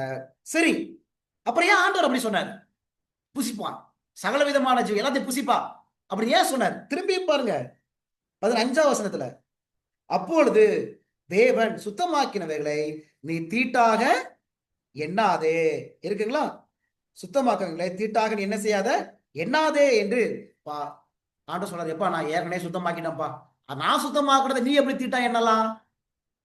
உங்களுக்கு புரியுதுங்களா அப்படின்னு அங்க கேக்குறாரு. சரி, ஏன் ஆண்டவர் இப்படி செஞ்சார்? 17ஆம் வசனம் பாருங்க. 17ஆம் வசனத்துல, அப்பொழுது பேதுரு தான் கண்ட தரிசனத்தை குறித்து தனக்குள்ளே சந்தேகம் வந்துருச்சு. என்னடா, ஆண்டவர் தீட்டு அசுத்தமானதை சாப்பிடக்கூடாதுன்னு சொன்னா, இங்க பரலோகத்துல இருந்து மேல வந்து கீழே வந்து என்ன சொல்லுது? அவங்க சத்தம் வேற பேசுது. என்ன பேசுது? இதை சாப்பிடு சாப்பிடுன்னு பேசுது. இது சந்தேகம் வந்துருச்சு. இப்ப இந்த தரிசனத்தை குறித்து அவர் சிந்திக்கிறாரு, சந்தேகம் வந்துருச்சு. இப்ப பாருங்களேன், ஏன் ஆண்டவர் இந்த தரிசனத்தை கொடுத்தாருன்னு கீழே சொல்றாரு பாருங்க. அப்பொழுது பேதுரு தான் கண்ட தரிசனத்தை குறித்து தனக்குள்ளே சந்தேகப்படுகையில், இதோ கொர்நேலியுவினால் அனுப்பப்பட்ட மனுஷர்கள் சீமோனுடைய வீட்டை விசாரித்துக் கொண்டு வாசற்படியிலே வந்து நின்று. யார் வந்துட்டாங்க? இந்த கொர்நேலி வீட்டுல இருந்து 2 மனுஷங்க வந்துட்டாங்க. இந்த கொர்நேலி யாரு? இந்த கொர்நேலி யாரு? அவர் வந்து யூதனா? கொர்நேலி வந்து யூதனா? கொர்நேலி வந்து யூதன் கிடையாது. பாருங்களேன், அப்போஸ்தலர் 10 முதல் வசனம். அப்போஸ்தலர் 10 முதல் வசனம். இத்தாலியா பட்டாளம் எண்ணப்பட்ட பட்டாளத்திலே 100க்கு அதிபதியாகிய கொர்நேலியு என்ற ஒரு பேர் கொண்ட ஒரு மனுஷன் செசரியா பட்டணத்திலே இருந்தான். சரிங்களா? அப்ப இந்த கொர்நேலி யாரு? அவர் ஒரு யூதர் கிடையவே கிடையாது. 100க்கு 100 பேருக்கு அதிபதி, ஒரு பெரிய பட்டாளத்தை சார்ந்தவர். அவர் யூதர் கிடையாது, ஒரு புறஜாதி. சரி, இப்ப கொர்நேலி வீட்டுல இருந்து 2 மனுஷங்க பேதுரு கிட்ட என்ன செய்றாங்க? அனுப்பப்படுறாங்க. இப்ப 19ஆம் வசனம் பாருங்க, verse 19. பேதுரு அந்த தரிசனத்தை குறித்து சிந்தனை பண்ணி கொண்டிருக்கையில் ஆவியானவர், இதோ 3 மனுஷர் உன்னை தேடுகிறார்கள், நீ எழுந்து இறங்கி ஒன்றுக்கும் சந்தேகப்படாமல் அவர்களுடனே கூட போ, நானே அவர்களை அனுப்பினேன் என்று அவனுக்கு சொன்னார். இங்க பேதுரு சந்தேகப்படுவாருன்னு ஆண்டவருக்கு தெரியும். ஆண்டவர் என்ன சொல்றாரு? பேதுருவே, நீ எதை குறித்து சந்தேகப்படக்கூடாது, அந்த 3 பேருடைய நீ இறங்கி என்ன செஞ்சிடணும், நீ போயிடணும் அப்படின்னு சொல்லி அங்க ஆண்டவர் சொல்றாங்க. இப்ப பேதுரு போறார். பேதுரு அங்க போயிட்டு 24ஆவது வசனம் பாருங்க. மறுநாளிலே செசரியா பட்டணத்தில் பிரவேசித்தார்கள். கொர்நேலியு தன் உறவின் முறையாரையும் தன்னுடைய விசேஷ சிநேகிதரையும் கூட வரவழைத்து அவர்களுக்காக காத்திருந்தான். இருந்தாரா? அப்பேதுரு உள்ளே பிரவேசிக்கிற பொழுது கொர்நேலியு அவனுக்கு எதிர்கொண்டு போய் அவன் பாதத்திலே விழுந்து பணிந்து கொண்டான். 26 பாருங்க. பேதுரு அவனை தூக்கி எடுத்து, எழுந்திரும், நானும் ஒரு மனுஷன்தான் என்றான். 27, அவனுடனே பேசிக்கொண்டு உள்ளே போய் அநேகர் கூடி வந்திருக்கிறதை கண்டு. இப்ப எத்தனை பேர் கூடி இருக்கிறாங்க? அநேகர் கூடி இருக்கிறாங்க. இப்ப 28ஆம் வசனம் தான் முக்கியமான வசனம். எல்லாரும் நல்ல வசனத்தை குறிச்சு வச்சுக்கணும். 28ஆம் வசனம் பாருங்க, முக்கியமான வசனம் 28. அவர்களை நோக்கி, இங்க பாருங்க, அவர்களை நோக்கி அந்நிய ஜாதியானோட கலந்து அவனிடத்தில் போக்குவரவா இருப்பது யூதனானவனுக்கு விளக்கப்பட்டிருக்கிறது என்று நீங்கள் அறிந்திருக்கிறீங்க. என்ன சொல்றாரு? இந்த மாதிரி அந்நிய ஜாதியோட நம்ம என்ன செய்யக்கூடாது, கலக்கக்கூடாது அப்படின்னு சொல்லி யூதனுக்கு விளக்கப்பட்டிருக்குன்னு சொல்லி நீங்க அறிஞ்சிருக்கிறீங்க. இப்ப சொல்றாரு பாருங்க, அப்படி இருந்தோம். இந்த வசனத்தை எல்லாரும் பிடிச்சிடணும், முக்கியமான வசனம்.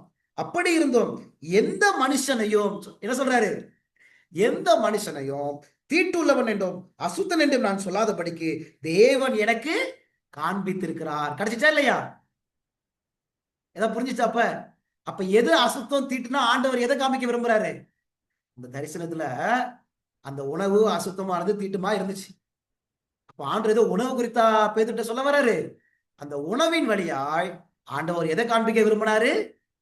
இந்த புறஜாதிகள், அந்நிய ஜாதிகள அவங்கள புசி அப்படின்னா நீ அவங்களோட கலந்து அவங்களுக்கு சத்தியத்தை நீ என்ன செய்ய சொல்லு அப்படின்னு ஆண்டவர் என்ன செய்யறாருங்க சொல்றாரு.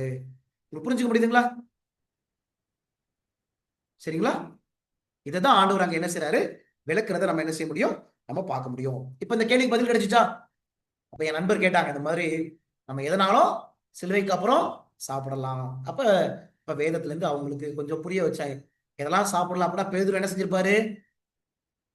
கிடைச்சிச்சுப்பா அப்படின்னு சொல்லிட்டு, சுதந்திரம் கிடைச்சிச்சுப்பா அப்படின்னு சொல்லி அடிச்சு நொறுக்கிருக்கலாம். அவர் என்ன சொல்றாரு? நான் சாப்பிட மாட்டேன் அப்படின்னு சொல்றாரு. அப்படின்னா ஏன் ஆண்டவர் அதை கொடுத்தாரு? சிந்தித்து கொண்டிருக்கும் போது ஆண்டவர் யார் வீட்டுக்கு கொண்டு போறாரு? கொர்நேலிய வீட்டுக்கு என்ன செய்றார்? தேவன் கொண்டு போறாரு. இந்த கொர்நேலிய வீட்டுக்கு கொண்டு போகும்போது அங்க என்ன நடக்குது?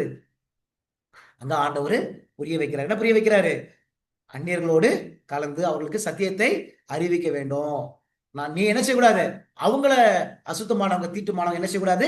எண்ணிடக்கூடாது என்பதை அங்க புரிய வச்சாங்க. உங்களுக்கு புரியுதுங்களா? கேள்விக்கு பதில் கிடைச்சுச்சா? சரி, அடுத்த வசனம் போலாம். நான் சொன்னேன்ல, என்னுடைய நண்பர் இன்னும் ஒரு சில வசனத்தை, முக்கியமான வசனம், ஏசப்பா சொன்ன வசனம் எங்க இருக்கு தெரியுமா? எங்க இருக்கு? ஏசப்பா சொன்ன வசனம் மத்தேயு புஸ்தகத்துல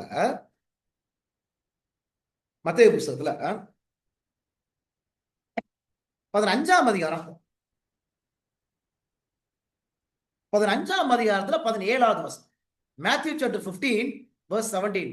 மத்தேயு 15ஆம் அதிகாரம் 17வது வசனம். அடுத்த கேள்வி, உங்க எல்லாருக்கும் புரியுதுங்களா நான் பேசுறது? ஒவ்வொரு கேள்விக்குரிய பதில்கள் உங்களுக்கு கிடைச்சிச்சுங்களா? கிடைச்சிச்சுன்னா சாட் பாக்ஸ்ல கிடைச்சிச்சு அப்படின்னு சொல்லி ஒரு பதிலை நீங்க போடுங்க, சரிங்களா? சாட் பாக்ஸ்ல. ஒருவேளை புரியல அப்படின்னா நம்ம மீண்டுமாக அதை என்ன செய்யலாம்? நம்ம படிக்கலாம், சரிங்களா? நம்ம இன்றைக்கு ஃபுல்லா கேள்வி பதில்களை தான் சிந்திக்க போறோம். முக்கியமா நம்ம உணவு குறித்த காரியங்களை படித்துட்டு வர்றதுனால உணவு குறித்த சில கேள்விகளை நம்ம என்ன செய்ய போறோம்? நம்ம பார்க்க போறோம், சரிங்களா? மத்தேயு 15ஆம் அதிகாரம், 5ஆம் அதிகாரத்துல 17வது வசனம். 17வது வசனம்.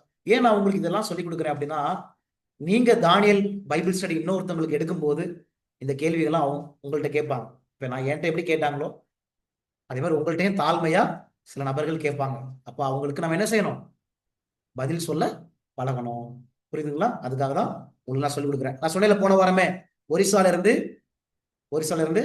ஒரு நான் அந்த சத்தியத்தை சொல்லும்போது ஒரு பொண்ணு என்கிட்ட இந்த கேள்விகள்லாம் என்ன செஞ்சாங்க? கேட்டாங்க, சரிங்களா?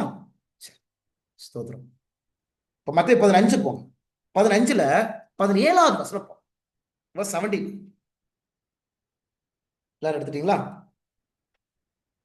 வாய்க்குள்ளே போகிறதெல்லாம் வயிற்றிலே சென்று ஆசன வழியாய் கழிந்து போகும் என்பதை நீங்கள் இன்னும் அறியவில்லையா? இது பேசுறது யாரு? ஏசப்பா.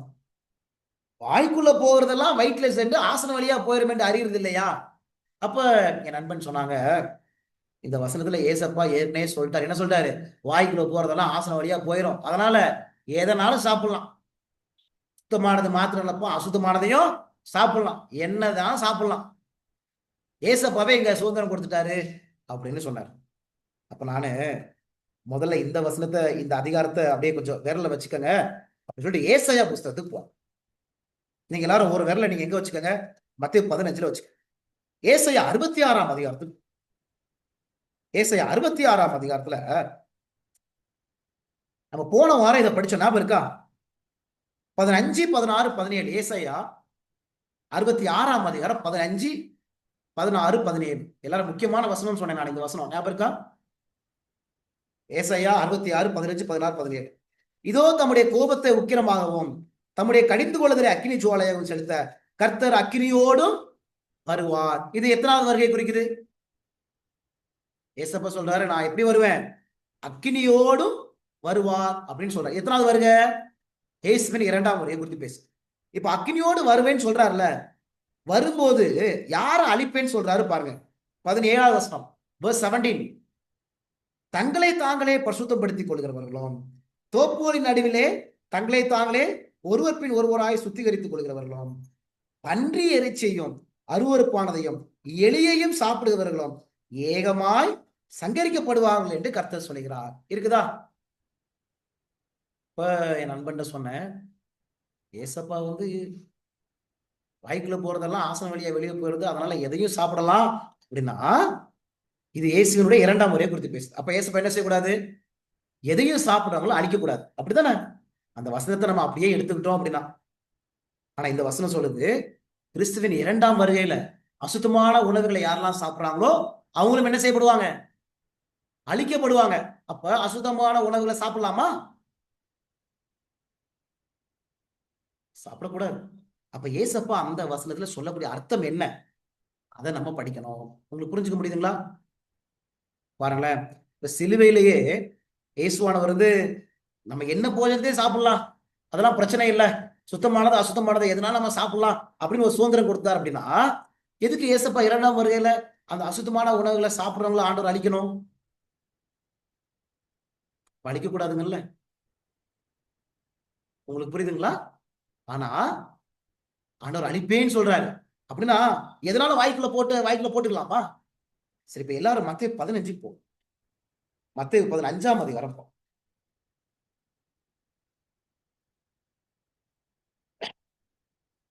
மத்தேயு 15ஆம் அதிகாரத்துல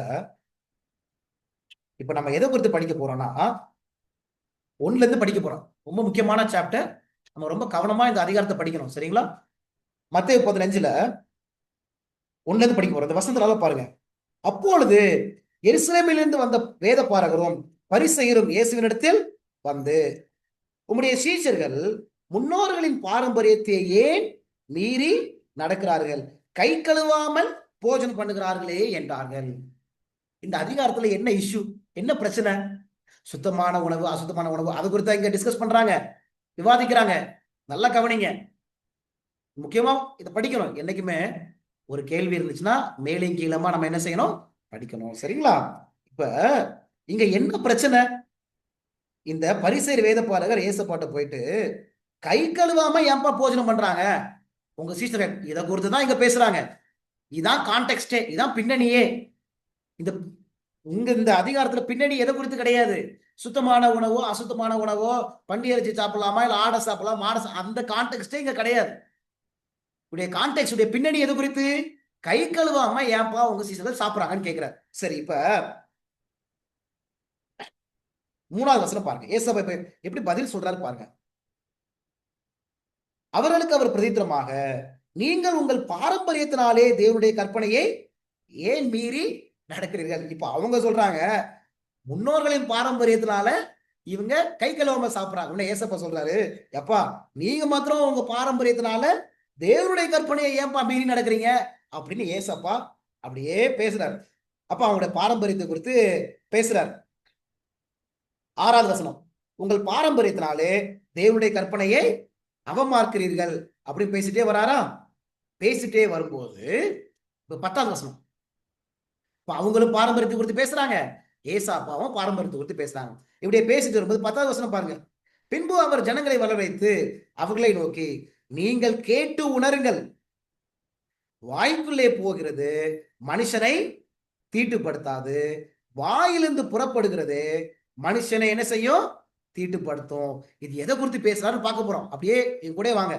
வாய்க்குள்ள போகிறது மனுஷனை தீட்டுப்படுத்தாது, வாயிலிருந்து புறப்படுகிறது மனுஷனை தீட்டுப்படுத்தும். இங்க தீட்டுப்படுத்தும் சொல்றாருல. இப்ப இந்த தீட்டுப்படுத்துறதுனா எதை குறித்து பேசுறாருன்னு பார்க்க போறோம். கீழே அப்படியே படிக்க போறோம். சரிங்களா? இந்த தீட்டுப்படுத்தும்னா எதை குறித்து அவர் பேசுறாரு, அப்படியே கீழே வா. அப்படியே இப்ப 17வது வசனம் வரும். 17வது வசனம் வரும். வாய்க்குள்ளே போகிறதெல்லாம் வயிற்றில் சென்று ஆசன வழியாய் கழிந்து போம் என்பதை நீங்கள் இன்னும் அறியவில்லையா? 18 பாருங்க. வாயிலிருந்து புறப்படுகிறவைகள் இருதயத்திலிருந்து புறப்பட்டு வரும், அவைகளே மனுஷனை தீட்டுப்படுத்தும். இப்ப ஏசப்பா திருப்பி பேசுறாரு பாருங்க. வாயிலிருந்து எற புறப்படுதோ அது எங்கிருந்து முதலாவது புறப்படுது, இருதயத்திலிருந்து புறப்படுது, இதுதான்ப்பா மனுஷனை தீட்டுப்படுத்தும் அப்படின்னு ஏசப்பா பேசுறாரா. இப்ப என்னெல்லாம் தீட்டுப்படுத்தும் பேசுறாரு பாருங்க. கான்டெக்ஸ்ட பாருங்க, நல்லா கவனிங்க, முக்கியமானது. இப்ப தீட்டுப்படுத்தும் பேசுறாரா ஏசப்பா. இப்ப எது தீட்டுப்படுத்தும் சொல்லி இயேசு கிறிஸ்து பேசுறாரு பாருங்களேன். 19வது வசனம் 20வது வசனம் படிக்க போறோம். ரொம்ப முக்கியமான வசனம். இங்க பாருங்க. எப்படி எனில் இருதயத்திலிருந்து பொல்லாத சிந்தனைகளும் கொலைபாதகங்களும் விபச்சாரங்களும் வேசித்தனங்களும் களவுகளும் பொய் சாட்சிகளும் தூஷணங்களும் புறப்பட்டு வரும் சொல்றாரா. இவைகளே மனுஷனை தீட்டுப்படுத்தும், கை கழுவாமல் சாப்பிடுகிறது மனுஷனை தீட்டுப்படுத்தாது. ஏதாவது புரிஞ்சுச்சா? உங்களுக்கு ஏதாவது புரிஞ்சுச்சா? என்ன அப்படின்னா, இந்த வேதபாரகர் பரிசேயர் எதை பிடிச்சிட்டாங்க, கை கழுவாம சாப்பிட்டா தீட்டுப்படுத்தும் அப்படின்னு அதை பிடிச்சிட்டாங்க. ஆனா எதை மறந்துட்டாங்க, இருதயத்திலிருந்து புறப்படுமே அதெல்லாம் என்னது, இந்த பொல்லாத சிந்தனைகள், கொலைபாதகங்கள், விபச்சாரங்கள், வேசித்தனங்கள், களவுகள், பொய் சாட்சிகள், இவைகளெல்லாம் மனுஷனை தீட்டுப்படுத்தும் இதை மறந்துட்டாங்க. உங்களுக்கு புரிஞ்சு முடியுதுங்களா? ஏன்னா இந்த பரிசேயங்க வேத உள்ளத்துல என்ன இருந்துச்சு? அவங்கள்ட்ட பொருளாசை இருந்துச்சு. அப்படிதானே? அவங்கள்ட்ட பொறாமை இருந்துச்சு. யாராவது தப்பு செஞ்சாங்கன்னா உடனே கல்லெறிஞ்சு கொல்லணும். அவங்கள்ட்ட அன்பு கிடையாது. சரிங்களா? அப்ப அவங்கள்ட்ட இந்த காரியங்கள் எல்லாம் இருந்ததுனால, ஆனா இவங்க எதை மிகைப்படுத்தி பேசுறாங்க? கை கழுவாம சாப்பிட்டா தீட்டுப்படுத்தும்பா, அதை குறித்து அதை குறித்து அவங்க பேசுறாங்க. ஆனா எதை அவங்க விட்டுட்டாங்க? இந்த பொல்லாத சிந்தனை, இந்த கலவுகள், விபச்சாரங்கள், இதெல்லாம் நம்மளை தீட்டுப்படுத்துகள், இதை மறந்துட்டாங்க. இப்ப ஏசப்பா அதுக்காக தான் அங்க சொல்றாரு. என்ன சொல்றாரு? உண்மையிலே தீட்டுப்படுத்துறது எது தெரியுமாப்பா?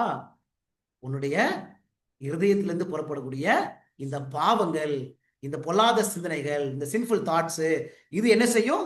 தீட்டுப்படுத்துன்னு சொல்லிட்டு இதைத்தான் ஆண்டவர் இங்க அங்க சொல்றாரே தவிர, இந்த அதிகாரம் முழுசா படிச்சு பாருங்க. இங்க அசுத்தமான மிருகத்தை சாப்பிட்டா உனக்கு தீட்டுப்படுத்தாது அப்படின்னு ஆண்டவர் இங்க பேசவே இல்லை. இந்த அதிகாரத்தில் அது குறித்து என்ன செய்யல ஆண்டவர் பேசவே இல்லை. நீங்க படிச்சீங்க அப்படின்னா, கை கழுவாமல் சாப்பிடுறது அதுல ஆரம்பிச்சு கடைசியில் ஆண்டவர் எதை முடிச்சிட்டாரு? கடைசியில பொல்லாத பாவங்கள் நம்மை தீட்டுப்படுத்தும் அப்படின்னு முடிச்சிட்டாங்க. நம்ம வாழ்க்கையிலே சில நேரங்கள் அப்படித்தானே, எதை பெருசா எடுக்கிறதே கிடையாது.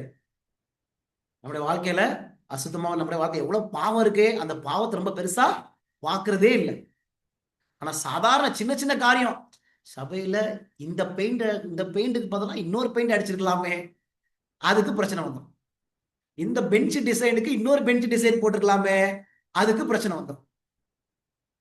நான் தானே வாரம் வாரம் உட்கார்றேன், அதே பெஞ்ச்ல இவன் வந்து உட்கார்றானே, அதுக்கு பிரச்சனை வந்துடும்.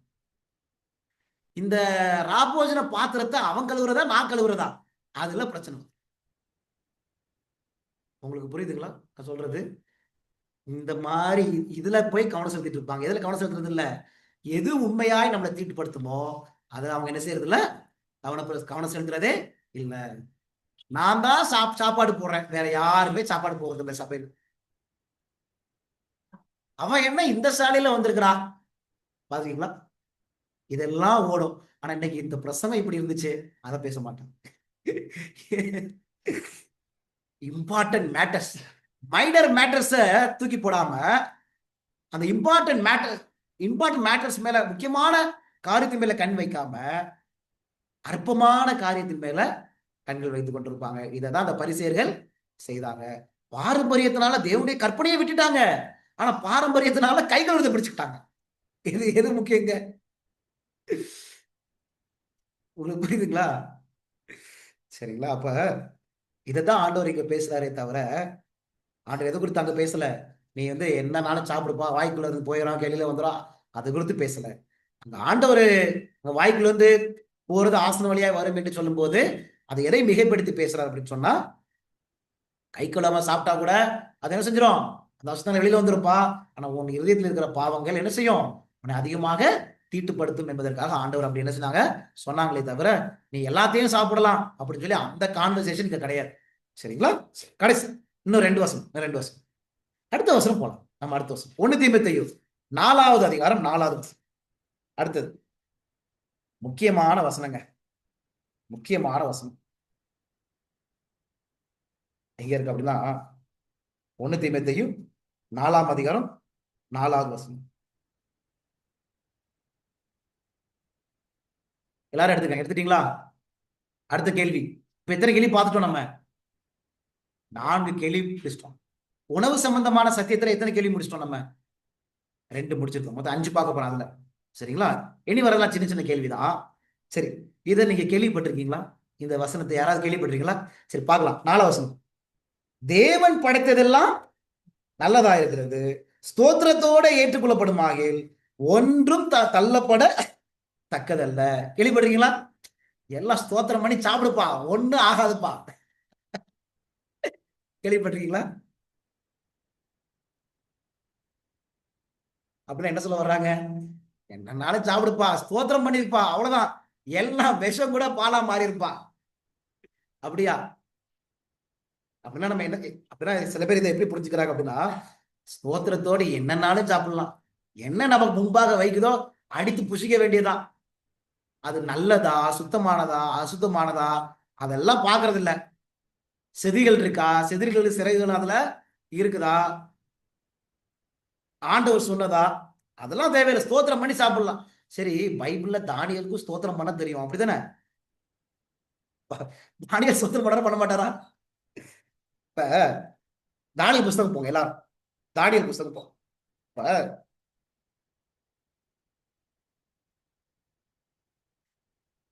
தானியல் 2ஆம் அதிகாரம் போங்க.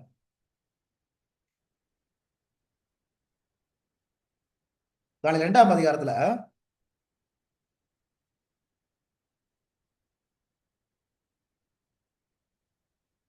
19 வசனம் படிங்க. தானியல் 2:19. பின்பு ராக்காலத்தில் தரிசனத்திலே தானியலுக்கு மறைப்பொருள் வெளிப்படுத்தப்பட்டது. அப்பொழுது தானியேல் பரலோகத்தின் தேவனை ஸ்தோத்தரித்தான். அப்படித்தானே? அப்ப தானியலுக்கு ஸ்தோத்தரிக்க தெரியுமா தெரியாதா? இப்ப அவர் என்ன செஞ்சிருக்கலாம்? சரி, என்ன செஞ்சாரு? தானியல் 1:8 வசனம் படிங்க. தானியல் 1:8 வசனத்துல தானியேல் ராஜாவின் போஜனத்தினாலும் அவர் பானம் பண்ணும் திராட்சரசத்தினாலும் தன்னை தீட்டுப்படுத்தலாகாது என்று தன் இருதயத்தில் தீர்மானம் பண்ணிக்கொண்டு தன்னை தீட்டுப்படுத்தாதபடி பிரதானிகளின் தலைவரிடத்தில் வேண்டிக் கொண்டான். இப்ப ராஜா உடைய உணவு கொடுக்கப்படும் போது தானியேல் என்ன செஞ்சிருக்கலாம்? நமக்காப்பா ஸ்தோத்திரம் பண்ண தெரியாது, ஸ்தோத்திரம் பண்ணி அடிச்சு நோருக்குவோன்னு சொல்லி சாப்பிட்டுருக்கலாம், அப்படித்தானே? ஆனா நம்ம என்ன படிக்கிறோம்? தானியேல் வந்து சாப்பிடல. ஏன் சாப்பிடல? 2 முறை ஒரு வார்த்தை வருது. என்ன வார்த்தை வருது 8ஆம் வசனத்துல? தானியேல் ராஜாவின் போஜனத்தினாலும் அவர் பானம் பண்ணும் திராட்சரசத்தினாலும் தன்னை தீட்டுப்படுத்தல் ஆகாது என்று. என்ன பிரச்சனை? அந்த உணவுல என்ன இருந்துச்சு? அந்த உணவு எப்படிப்பட்ட உணவு? தீட்டுப்படுத்தக்கூடிய உணவு. உங்களுக்கு புரியுதுங்களா? தீட்டுப்படுத்தக்கூடிய உணவு. எந்தெந்த உணவெல்லாம் தீட்டுப்படுத்தும்? நம்ம போன வாரம் படிச்சோம். இதான் நம்ம போன வாரம் படிச்சோம். சரிங்களா? ஒருவேளை இத சரி, அதுக்கு ஒரு வசனம் என்ன படிக்கலாம். எங்க இருக்கு தீட்டுப்படுத்துகிற உணவெல்லாம் குறித்து எங்க பேசுது? 2 அதிகாரம் சொன்னேன். எந்தெந்த அதிகாரம்? லேவியராகமும் 11ஆம் அதிகாரம், உபாகமும் 14ஆம் அதிகாரம். மறந்துடவே கூடாது. சரிங்களா? இப்ப உதாரணத்துக்கு லேவியராகம் 11 போங்க. லேவியராகமும் 11ல போங்க. 11ல அந்த வார்த்தை தீட்டுப்படுதல் என்ற வார்த்தை வருதான்னு பாருங்களேன். உங்களுக்கு நானு அந்த வார்த்தை எங்க இருக்குது? 43, 44. லேவியராகமும் 11 43, 44ல பாருங்களேன். ஊறுகிற எந்த பிராணிகளிலும் உங்களை அருவருப்பாக்கி கொள்ளாமலும் அவைகளால் தீட்டுப்படாமலும் இருப்பீர்களாக, அவைகளாலே நீங்கள் தீட்டுப்படுவீர்கள். நான் உங்கள் தேவனாகிய கர்த்தர், நான் பரிசுத்தராகையால் தரையில் ஊறுகிற எந்த பிராணிகளிலும் உங்களை தீட்டுப்படுத்தாமல் உங்களை பரிசுத்தமாக்கி கொண்டு பரிசுத்தராய் இருப்பீர்களாக. தானியேலுக்கு இந்த வசனம் தெரியுமா தெரியாதா? எப்படி இந்த வசனம் தெரியும்? போன வாரம் சொல்லி கொடுத்தேன். எப்படி தெரியும்? இங்க லேவியராகம் 11ல தீட்டுப்படுத்த நீ என்ன செய்யக்கூடாது? இந்த ஊறுகிற எந்த பிராணிகளாலும் உன்னை அருவருப்பாக்கி கொண்டு தீட்டுப்படுத்தக்கூடாது அப்படின்னு இங்க சொல்லப்பட்டிருக்கு. இது தானியேலுக்கு எப்படி தெரியும்? ஏன்னா அந்த லேவியராகம் 11ல நீங்க 1ஆம் அதிகாரத்தை படிச்சு பாருங்க, 1வது வசனத்தை படிச்சு பாருங்க. எந்த உணவு தீட்டுப்படுத்தும், எந்த உணவு தீட்டுப்படுத்தாது அப்படின்னு சொல்லப்பட்டிருக்கு லேவியராகம் 11ல. இது தானியேல் இதை படிச்சிருக்காரா இல்லையா? படிச்சனாலதான் தானியேலுக்கு தெரியுது ராஜா தனக்கு முன்பாக வைத்திருக்கிற உணவு தன்னை தீட்டுப்படுத்தக்கூடிய உணவு அப்படின்னு தெரிஞ்சிருக்கு. அப்படித்தானே? சரி, பைபிள்ல எங்கேயாவது தானியேல் வந்து இந்த மோசையின் புஸ்தகத்தை படிச்சிருக்கிறாரு, லேவியராகத்தை படிச்சிருக்காருன்னு எங்கேயாவது இருக்குதா பைபிள்ல? போன வாரம் சொல்லி கொடுத்தேன். எங்க இருக்குது? தானியேல் 9ஆம் அதிகாரம் 11வது வசனம். தானியேல் 9ஆம் அதிகாரம் 11வது வசனம். போன வாரம் சொல்லி கொடுத்தேன். போன வாரத்து சத்தியத்தை யாரெல்லாம் கேட்கலையோ தயவு செய்து ஜெபத்தோடு கேளுங்க. ரொம்ப ரொம்ப முக்கியமான சத்தியம். சரிங்களா? தானியேல் ஏன் வந்து அந்த உணவை சாப்பிடல என்பதுக்குரிய அநேக பதில்கள் அதுல வரும். சரிங்களா? சரி, இப்ப தானியேல் 9:11ல இஸ்ரவேலர் எல்லாரும் உமது நியாயப்பிரமாணத்தை மீறி உமது சத்தத்துக்கு செவி கொடாமல் விலகி போனார்கள், அவருக்கு விரோதமாக பாவம் செய்தோம், ஆகையால் தேவனுடைய தாசனாகிய மோசையின் நியாயப்பிரமாண புஸ்தகத்தில் எழுதியிருக்கிற சாபமும் ஆணையாக்கினையும் எங்கள் மேல்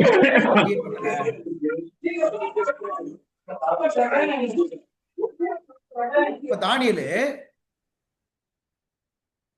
எந்த புஸ்தகத்தை படிச்சிருக்காரு? இந்த வசனத்துல எந்த புஸ்தகத்தை சொல்றாரு?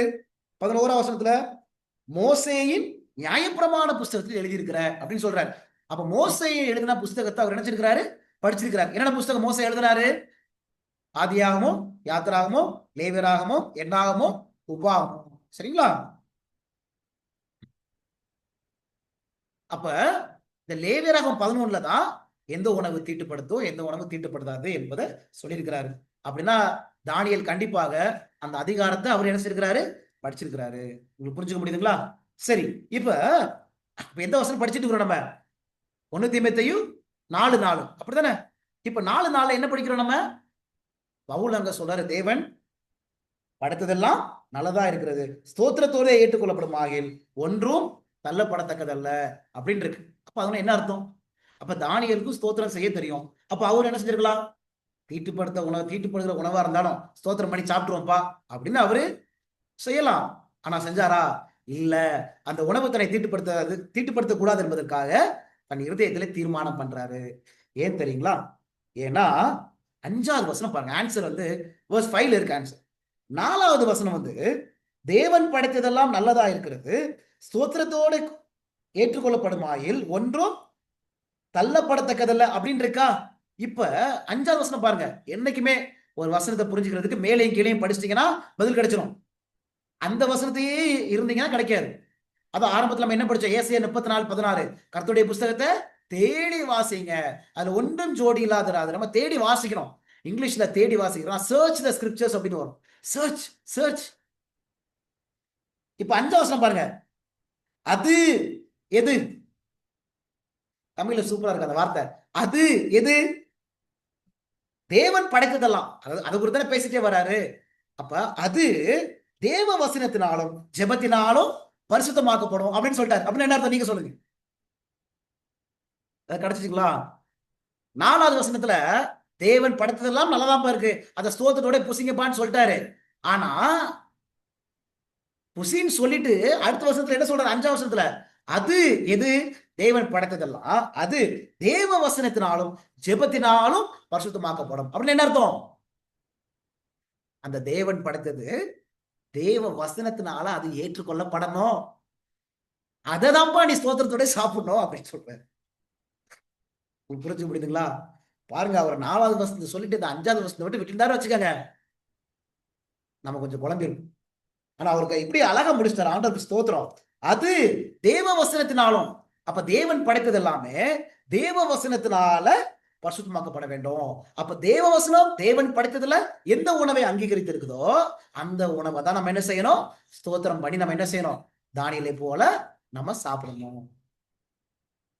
கிடைச்சிச்சுங்களா உங்களுக்கு பதில்? சரிங்களா? அடுத்த வசனம் நம்ம போலாம். அப்ப அப்ப தேவன் படைத்ததெல்லாம் சாப்பிடலாம்னா சாப்பிடலாம். ஆனா தேவ வசனத்துல எந்த உணவு சாப்பிடலாம் அப்படின்னு சொல்லப்பட்டிருக்கோ அந்த உணவு தான் சாப்பிடணும். இப்ப பன்றிக்கறி எடுத்து முன்னாடி வச்சுட்டு ஜெபம் பண்ணி சாப்பிட முடியுமா? முடியாது. ஏன்? அந்த வசனம் என்ன சொல்லுது? அது தேவ வசனத்தினாலும் ஜெபத்தினாலும் பரிசுத்தமாக்கப்பட வேண்டும். அப்ப தேவ வசனத்துக்கு இணையாக அந்த உணவு இருக்குதா? தேவ வசனத்தினால அங்கீகரிக்கப்பட்ட உணவா அது இருக்குதா? தேவ வசனத்தினால ஏற்றுக்கொள்ளப்பட்ட உணவா இருக்குதா? அதுதான் ஜெபத்தினால பரிசுத்தமாக்கப்படும். அதனாலதான் அது அப்படின்னு சொல்லிட்டாரு. சரிங்களா? அப்ப நம்ம இஷ்டத்துக்கு எதனால ஸ்தோத்திரம் பண்ணி சாப்பிடலாம் அப்படின்னு கிடையாது. சரிங்களா? அடுத்தது 1 கொரிந்தியர்ல 10ஆம் அதிகாரத்துல 25வது வசனம். 1 கொரிந்தியர் 10ஆம் அதிகாரம் 25வது வசனம். இன்னும் ஒரே ஒரு வசனம் வாசி முடிச்சிடலாம். உங்க எல்லாருக்கும் புரிய ஆரம்பிக்குதுங்களா? படிங்க. சரிங்களா? நீங்களே ஜெபத்தோடி படிக்கும் போது உங்களுக்கே ஆண்டவர் சொல்லி கொடுப்பாங்க. 1 கொரிந்தியர் 10:25வது வசனம். கடையிலே விற்கப்படுகிற எதையும் வாங்கி புசியுங்கள்.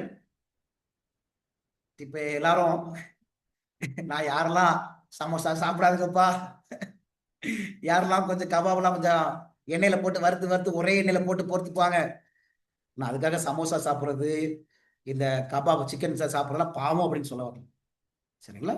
ஆரோக்கியத்துக்கு கொஞ்சம் கெடுதல். அதனால சரீரம் தேவனுடைய ஆலயம், அதனால சாப்பிடாதுங்கன்னு சொல்றேன். ஆனா அசுத்தமான உணவுகள் எதுவுமே சாப்பிடக்கூடாது.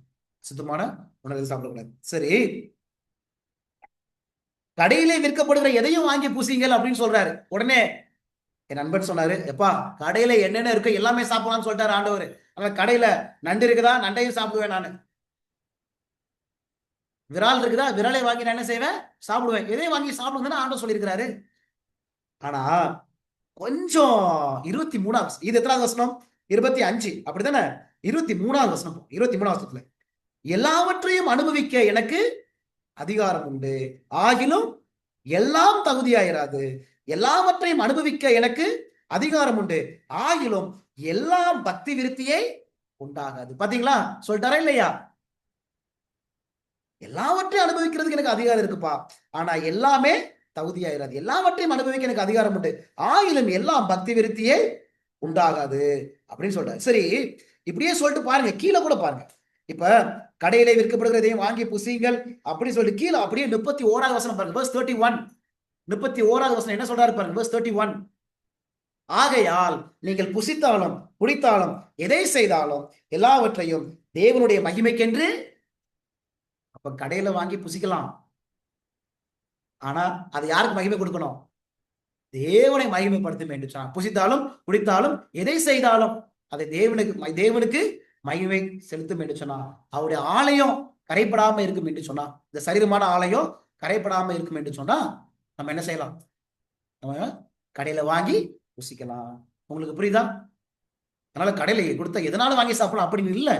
அதுக்குதான் மேல உள்ள வசனத்தையும் கீழே உள்ள வசனத்தையும் நம்ம சேர்த்து படிச்சோம்னா எதை சாப்பிடலாம் என்பதை பவுல் திட்ட தெளிவாக அங்க என்ன செய்றாங்க, பேசுறாங்க. புரிஞ்சுங்களா? கடைசியா இந்த லாஸ்ட் கொஸ்டின் பார்த்து முடிச்சிடலாமா? உங்க எல்லாருக்கும் புரிஞ்சுச்சா? கொலோசியர் 2ஆம் அதிகாரத்துக்கு போலாம். கொலோசியர் 2ஆம் அதிகாரம். நான் இந்த வசனத்தை நம்ம ரொம்ப ஆழமா படிக்க போறோம், சரிங்களா? ஆனா உங்களுக்காக இந்த 2 வசனத்தை மாத்திரம் நான் சொல்லிக் கொடுக்கலான்னு ஆசைப்படுறேன். கொலோசியர் 2ஆம் அதிகாரம். கடைசியா என்னுடைய நண்பர் எந்த வசனத்துக்கு வந்தாங்க அப்படின்னா, கொலோசியர் 2:15-16. கொலோசியர் 2:15-16 போங்களேன். துரைத்தனங்களையும் அதிகாரங்களையும் உரிந்து கொண்டு வெளியரங்கமான கோலமாக்கி. Colossians chapter 2 verses 15 and 16. 15 and 16. வெளியரங்கமான கோலமாக்கி அவைகளின் மேல் சிலுவையில் வெற்றி சிறந்தார். ஆகையால் போஜனத்தையும் பானத்தையும் குறித்தாவது பண்டிகை நாளையும் மாத பிறப்பையும் ஓய்வு நாட்களையும் குறித்தாவது ஒருவனும் உங்களை குற்றப்படுத்தாதிருப்பானாக. என் நண்பன் சொன்னாரு, இந்த வசனத்துல போஜனத்தையும் பானத்தையும் குறித்தாவது பண்டிகை நாளையும் மாத பிறப்பையும் குறித்தாவது ஒருவனும் உங்களை குற்றப்படுத்தக்கூடாதுப்பா. ஏன்னா ஆண்டவர் சிலுவையில் என்ன செஞ்சுட்டாரு, வெற்றி சிறந்துட்டாரு. அதனால போஜனம் என்ன சாப்பிடுற, எந்த பானம் அதெல்லாம் குடிக்கிற, அதை குறித்து கவலைப்பட தேவையில்லைப்பா, ஆண்டவர் என்ன சிலுவையில அரைஞ்சிட்டாரு அப்படின்னு சொன்னார். இப்போ நான் மீண்டும் அதே கேள்விதான் அவர் முன்பாக வச்சேன். சரி, சிலுவையில ஏசப்பா நம்ம எதை குடிக்கலாம், எதை சாப்பிடலாம், அதெல்லாம் நமக்கு சுதந்திரம் கொடுத்துட்டாரு, என்னனாலும் செய்யலாம், சுத்தமானதையும் அசுத்தமானதையும் நம்ம சாப்பிடலாம் அப்படின்னா, அப்புறம் ஏன் ஆண்டவர் 2ஆம் முறையில அசுத்தமான உணவை சாப்பிடறவங்களை ஆண்டவர் அழிக்கிறாரு? அது ஒண்ணு.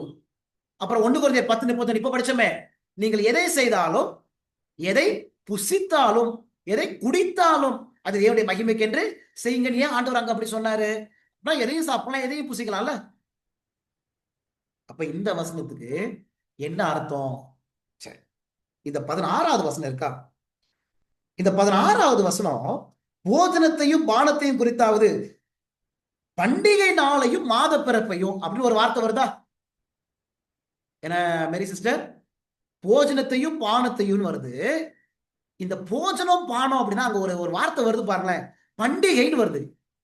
இப்ப இந்த போஜனம் இந்த பானம்லாம் எதை சார்ந்தது? அப்ப ஏதோ ஒரு பண்டிகையை சார்ந்தது. எங்க இருக்கு தெரியுமா இந்த பண்டிகை? எங்க இருக்கு தெரியுமா? எல்லாரும் போங்க, இதே வசனம் எங்க வருது பாருங்களேன். எனக்குமே ஜோடி வசனத்தை கண்டுபிடிச்சிடணும்.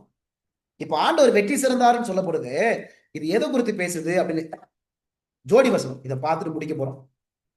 லேவியராகமம் 23ஆம் அதிகாரம் போங்க. 23ஆம் வசனத்துல 38வது வசனம் போலாம். எல்லாரும் இதான் ஜோடி வசனம். ஏன்னா அங்க நம்ம என்ன படிக்கிறோம் கொலோசியர்ல, அந்த போஜனம் பானத்தையும் பண்டிகை நாளையும் மாத பிறப்பையும் ஓய்வு நாட்களையும் குறித்து உங்களை என்ன செய்யக்கூடாது? குற்றப்படுத்தக்கூடாது. இந்த வசனத்தை நம்ம பின்னாட்கள்ல ரொம்ப ஆராய்ச்சி படிக்கப்போம். ரொம்ப அழகான அர்த்தம் இருக்கு, சரிங்களா? ஆனா இப்ப அது எதை குறிக்குது என்பது மாத்திரம் சொல்ல விரும்புறேன் நான். இப்ப அங்க என்னென்ன வார்த்தை வருதுன்னு பார்த்தோம். போஜனம் வருது, பானம் வருது, பண்டிகை நாட்கள் வருது, ஓய்வு நாட்கள் வருது, அப்படித்தானே? இது எல்லாம் எங்க வருது தெரியுமா? 38வது வசனம் போறேன். 38வது வசனம் 37, 38, 37, 38, சரிங்களா? வசனம் படிக்கலாம். 37, 30, 39 கூட படிக்கலாம். நீங்கள் கர்த்தருடைய ஓய்வு நாட்களிலும் செலுத்துவதும் தவிர, நீங்கள் கர்த்தருக்கு படைக்கிற உங்கள் எல்லா காணிக்கைகளும் பொருத்தனைகளும் உற்சாக பலிகளும் தவிர, நீங்கள் அந்தந்த நாளுக்கு தக்கதாய் கர்த்தருக்கு சர்வாங்க தகன பலி, போஜன பலி, இரத்த பலி, பான பலி முதலானவைகளை செலுத்தும்படி சபை கூடி வந்து பரிசுத்தமாய் ஆசரிப்பதற்காக நீங்கள் கூற வேண்டிய கர்த்தருடைய பண்டிகைகள் இவைகளே. வந்துருச்சா? அங்க சொல்லப்பட்ட வார்த்தைகள் இங்க இருக்குதா? போஜன பலி இருக்குதா? போஜனம் வந்துருச்சா? அப்புறம் பான பலி, பானம் அங்க இருந்துச்சா இல்லையா? சரி, பண்டிகைகள் என்ற வார்த்தை வருதா? வருது. அப்புறம் ஓய்வு நாட்கள் வருதா? 37வது வசனத்துல ஓய்வு நாட்கள் வந்துச்சா? வந்துச்சு. அப்ப அங்க போஜனத்தை குறித்ததாவது பானத்தை குறித்ததாவது ஒருவன் உங்களை குற்ற சமத்ததாய் இருப்பானாக அப்படின்னு சொல்றாருல்ல. அங்க எதை குறித்து பேசுறாரு? இங்க பழைய ஏற்பாட்டுல சில பண்டிகைகள் இருந்துச்சு. நீங்க உங்க எல்லாருக்கும் ஹோம்வொர்க், இதை நம்ம படிக்க போறோம். லேவியராகமம் 23ல என்னென்ன பண்டிகைகள் இருந்துச்சு கண்டுபிடிங்க. என்னென்ன பண்டிகைகள்? சரி, நான் கொஞ்சம் வேகமா வாசிக்கிறேன், உங்களால கண்டுபிடிக்க முடியுமான்னு பாருங்க. லெவிட்டிகஸ் 23 verse 5, லேவியராகமம் 23 5வது வசனம் பாருங்க. 1ஆம் மாதம் 14ஆம் தேதி அந்தி நேரமாகிய வேளையிலே கர்த்தரின் பஸ்கா பண்டிகை. 6வது வசனம், அந்த மாதம் 15ஆம் தேதியிலே கர்த்தருக்கு புளிப்பில்லா அப்ப பண்டிகை. வருதுங்களா? புளிப்பில்லா அப்ப பண்டிகை. சரி, அடுத்தது 24வது வசனம். 24வது வசனம், நீ இஸ்ரவேல் புத்திரர்களுடைய சொல்ல வேண்டியது என்னவென்றால், உங்களுக்கு 7ஆம் மாதம் 1ஆம் தேதி எக்கால சத்தத்தால் ஞாபகக்குறியாக கொண்டாடுகிற பண்டிகை. இது என்ன பண்டிகை? எக்கால பண்டிகை, சரிங்களா? அப்புறம் 34வது வசனம். 34வது வசனம், நீ இஸ்ரவேல் புத்திரருடைய சொல்ல வேண்டியது என்னவென்றால், அந்த 7ஆம் மாதம் 15ஆம் தேதி முதல் 7 நாளாகவும் கர்த்தருக்கு ஆசரிக்கும் கூடார பண்டிகை. வந்துருச்சா? நான் வெறும் 4 தான் வாசிக்கிறேன். இதுல வேற அநேக பண்டிகைகள் இருக்கு. முதற் பலன் பண்டிகை இருக்குது, பாவ நிவாரண பண்டிகை எல்லாம் இருக்குது. இப்ப எத்தனை பண்டிகை பார்த்திருக்கிறோம்? பஸ்கா பண்டிகை பார்த்திருக்கிறோம், புளிப்பில்லா அப்ப பண்டிகை பார்த்திருக்கிறோம், எக்கால பண்டிகை பார்த்திருக்கிறோம், கூடார பண்டிகைகள் பார்த்திருக்கிறோம். நம்ம அவங்க வேகமா போயிட்டோமா மேரி? வசனம் வேகமாமா. லேவியராகமம் 23ல 5வது வசனம், 6வது வசனம், 24வது வசனம், 34வது வசனம். சரிங்கம்மா, எழுதி வச்சுக்காங்க. இந்த பண்டிகையின் காலகட்டத்துல இந்த ஜனங்க என்ன செய்வாங்க அப்படின்னா, இந்த போஜன பலி, இந்த பான பலி, இதெல்லாம் என்ன செய்வாங்க? அவங்க செலுத்துவாங்க. இப்ப ஆண்டவர் சிலுவையில எதை வெட்டி சிறந்துட்டாரு? இந்த பண்டிகைகள். உதாரணத்துக்கு பஸ்கா பண்டிகை எதை குறிக்கும்? பஸ்கா பண்டிகையில் என்ன செய்வாங்க? ஆடை எடுத்து என்ன செய்வாங்க? பலி செலுத்துவாங்க. ஞாபகம் இருக்கா? பஸ்கா பண்டிகை எங்க ஆசரிக்கப்பட்டுச்சு? இஸ்ரேல் ஜனங்கள் எகிப்துல இருக்கும்போது என்ன செஞ்சாங்க? அந்த முதல் பஸ்கா பண்டிகை ஆசரிச்சாங்க. அங்க என்ன செஞ்சாங்க? அந்த ஆடை பலி செலுத்து அந்த ரத்தத்தை திரைச்சலையில என்ன செஞ்சாங்க? தெளிச்சாங்க. அப்ப அந்த ஆடை, அந்த பஸ்கா யாரு? பவுல் சொல்லுவார், அந்த பஸ்கா யாருன்னு சொல்லுவாரு? ஏசு கிறிஸ்து தான் அந்த பஸ்கா அப்படின்னு படிப்போம். அப்ப பஸ்கா பண்டிகையில ஆடு அடிக்கிறது எதை குறிக்கும்? இயேசுவானவர் வருவாரு, நமக்காக என்ன செய்ய போறாரு? மரிக்க போறாரு. அப்ப இந்த பண்டிகைகள் எல்லாமே இயேசுவானவர் எப்படியெல்லாம் பாவிகளை மீட்க போறாருன்னு சொல்லி மீட்பின் திட்டத்தை அது என்ன செஞ்சுச்சு? குறிச்சிட்டு வந்துச்சு. இப்ப இயேசுவானவரே வந்து இந்த ஆட்டுக்குட்டி எதை வெளிப்படுத்துச்சு?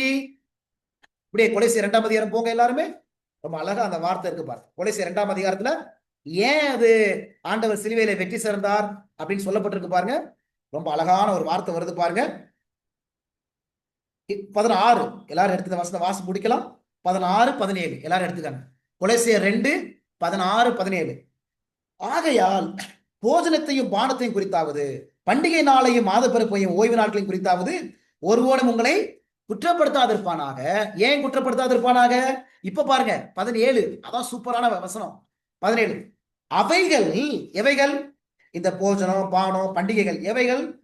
வருங்காரியங்களுக்கு, பாத்தீங்களா? ஷேடோன்னு இருக்கா? வருங்காரியங்களுக்கு நிழலா இருக்கிறது. அவைகளின் பொருள் கிறிஸ்துவை பற்றினது. கிடைச்சிச்சா? அப்ப இந்த போஜன பலி, இந்த பான பலி, இந்த பண்டிகைகள் எல்லாமே கிறிஸ்துவின் வருகைக்கு நிழலா இருந்துச்சு. நிழலா இருந்ததுனால அதை அவர் என்ன செஞ்சிட்டாரு, சிலுவையில ஒழிச்சிட்டாரு. அதனால யாரும் என்ன செய்யக்கூடாது, குற்றப்படுத்தக்கூடாது. புரியுதுங்களா? இப்ப பவுல் இங்க சொல்ல வரக்கூடிய இந்த போஜனம், இந்த பானம், இது பண்டிகை நாட்கள்ல அவங்க செலுத்தக்கூடிய அந்த பான பலி, அந்த போஜன பலி, சரிங்களா? அது எல்லாமே கிறிஸ்துவினுடைய அந்த பாடுகளுக்கு ஒரு நிழலாக அது இருந்துச்சு. அவர் அடிக்கப்படுகிற காரியத்துக்கு ஒரு நிழலாக இருந்துச்சு, ஒரு ஷேடோவா இருந்துச்சு. அது கிறிஸ்துவே என்ன செஞ்சிட்டாரு, நிறைவேற்றிட்டாரு.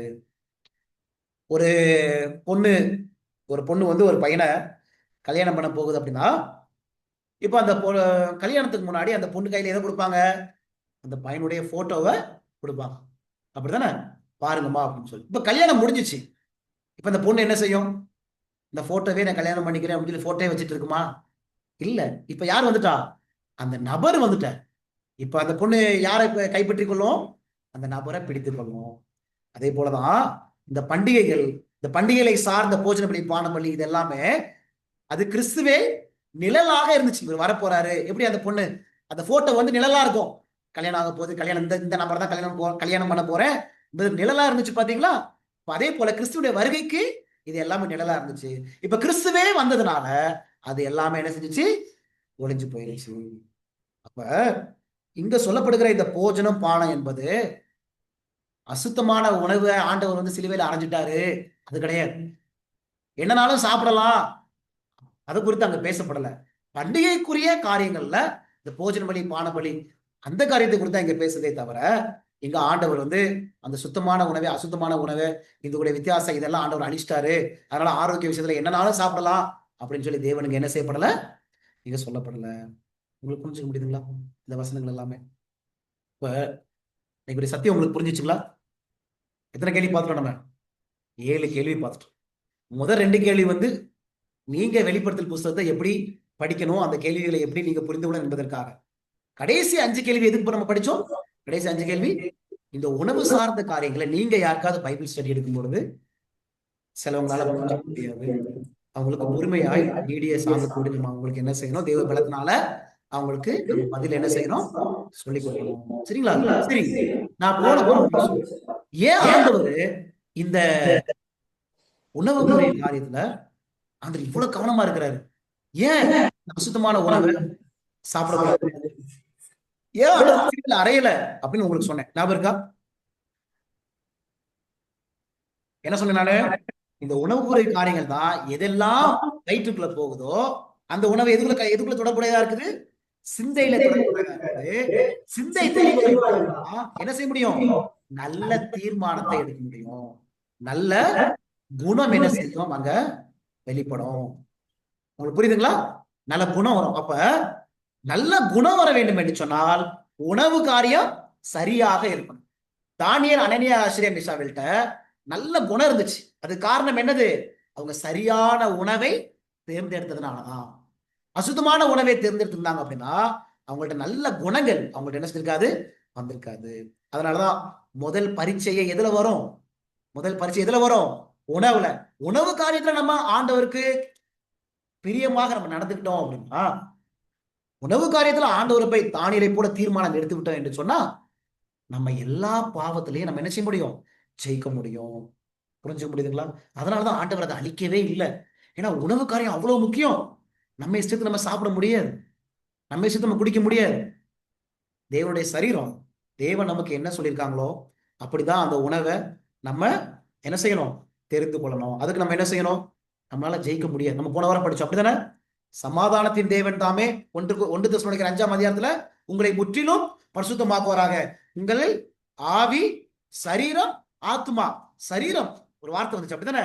அந்த சரீரமான இந்த உணவு ரீதியான காரியத்திலையும் நம்மை பரிசுத்தப்படுத்த வேண்டும் என்று சொன்னா நம்மளால முடியாது. நம்ம யார்கிட்ட போனோம், ஆண்டவர்கிட்ட போனோம். ஆண்டவர்கிட்ட போயிட்டு செபிக்கணும், ஆண்டவரே என்னிடத்துல இந்த உணவு மேல இச்சைகள் இருக்குது, உமக்கு பிரியமில்லாத உணவுகள், அசுத்தமான உணவை நான் எடுக்கிறேன், எனக்கு பலன் தாருங்கய்யா அப்படின்னு நம்ம ஜெபிக்கும் பொழுது நிச்சயமாய் தேவன் நமக்கு உதவி செய்வாரு. தானியேலை போல, தானியேல் எப்படி முதல் அதிகாரத்துல உணவுக்குரிய காரியத்துல ஜெயிச்சாரோ, இயேசுவானவர் ஊழியத்துக்கு ஆரம்பிக்கும் முன்னாடி எப்படி உணவுக்குரிய காரியத்துல ஜெயிச்சாரோ, அதே போல நீங்கள் நானும் உணவுக்குரிய காரியத்துல இந்த 2026ஆம் ஆண்டுல ஜனவரி மாசத்துல ஜெயிச்சிட்டோம் அப்படின்னா நிச்சயமா இந்த ஆண்டு நமக்கு ஆசீர்வாதமாக இருக்கும். நம்ம பாவத்துக்குரிய காரியத்துல ஆண்டவர் போய் சார்ந்திருக்கிறோம். பாவத்தை ஜெயிக்கணும் அப்படின்னா ஆண்டவரை சார்ந்திருக்கிறோம். முதலாவது உணவுக்குரிய காரியத்துல போய் ஆண்டவர் போய் சார்ந்திருக்கணும். அவன்கிட்ட போய் ஜெபிக்கணும். ஆண்டவரே, இந்த உணவுல நான் அடிமையா இருக்கிறேன், இந்த உணவுல நான் பெருந்திண்டியா இருக்கிறேன். லூக்கால படிச்சல போன வாரம், பெருந்திண்டியினாலும் உங்கள் இருதயத்தை பாரமடையா செய்யாதிருங்கள் அப்படின்னு சொல்றாரு. பாரமடையாதீங்கள் அப்படின்னு சொல்றாரு. பெருந்திண்டி, சரிங்களா? நம்ம என்னனாலும் சாப்பிடுறோம், நல்ல உணவு தானே. என்னன்னா நல்ல உணவு கூட ஜாக்கிரதையா இருக்கணும். இஸ்ரவேல் ஜனங்கள் காடையை கேட்டாங்க, அது நல்ல உணவு தானே, சுத்தமான காடை தானே, இயேசு தானே கொடுத்தாரு, தேவன் தானே கொடுத்தாரு. ஆனா அதையும் அவங்க இச்சையுடவர்களா சாப்பிட்டதுனால அவங்க சங்கரிக்கப்பட்டாங்க. நல்ல உணவையும் இச்சையோடு சாப்பிட்டோம் என்று சொன்னா நாமும் என்ன செய்யப்படுவோம்? 2ஆம் வருகையில அழிக்கப்படுவோம். அப்ப அது நல்ல உணவுகளையும் சுத்தமான உணவுகளையும் ஆண்டுடைய பலத்தினால பிரசங்களை படிச்சோம். வயிறுக்கென்று இல்ல, பலத்துக்காக நம்ம என்ன செய்யணும்? சாப்பிடணும். கர்த்தர் நம்மளை நிச்சயமாய் ஆஸ்வதிப்பாக. தேவன் அந்த பலனை நமக்கு தருவாராக. ஆமென்.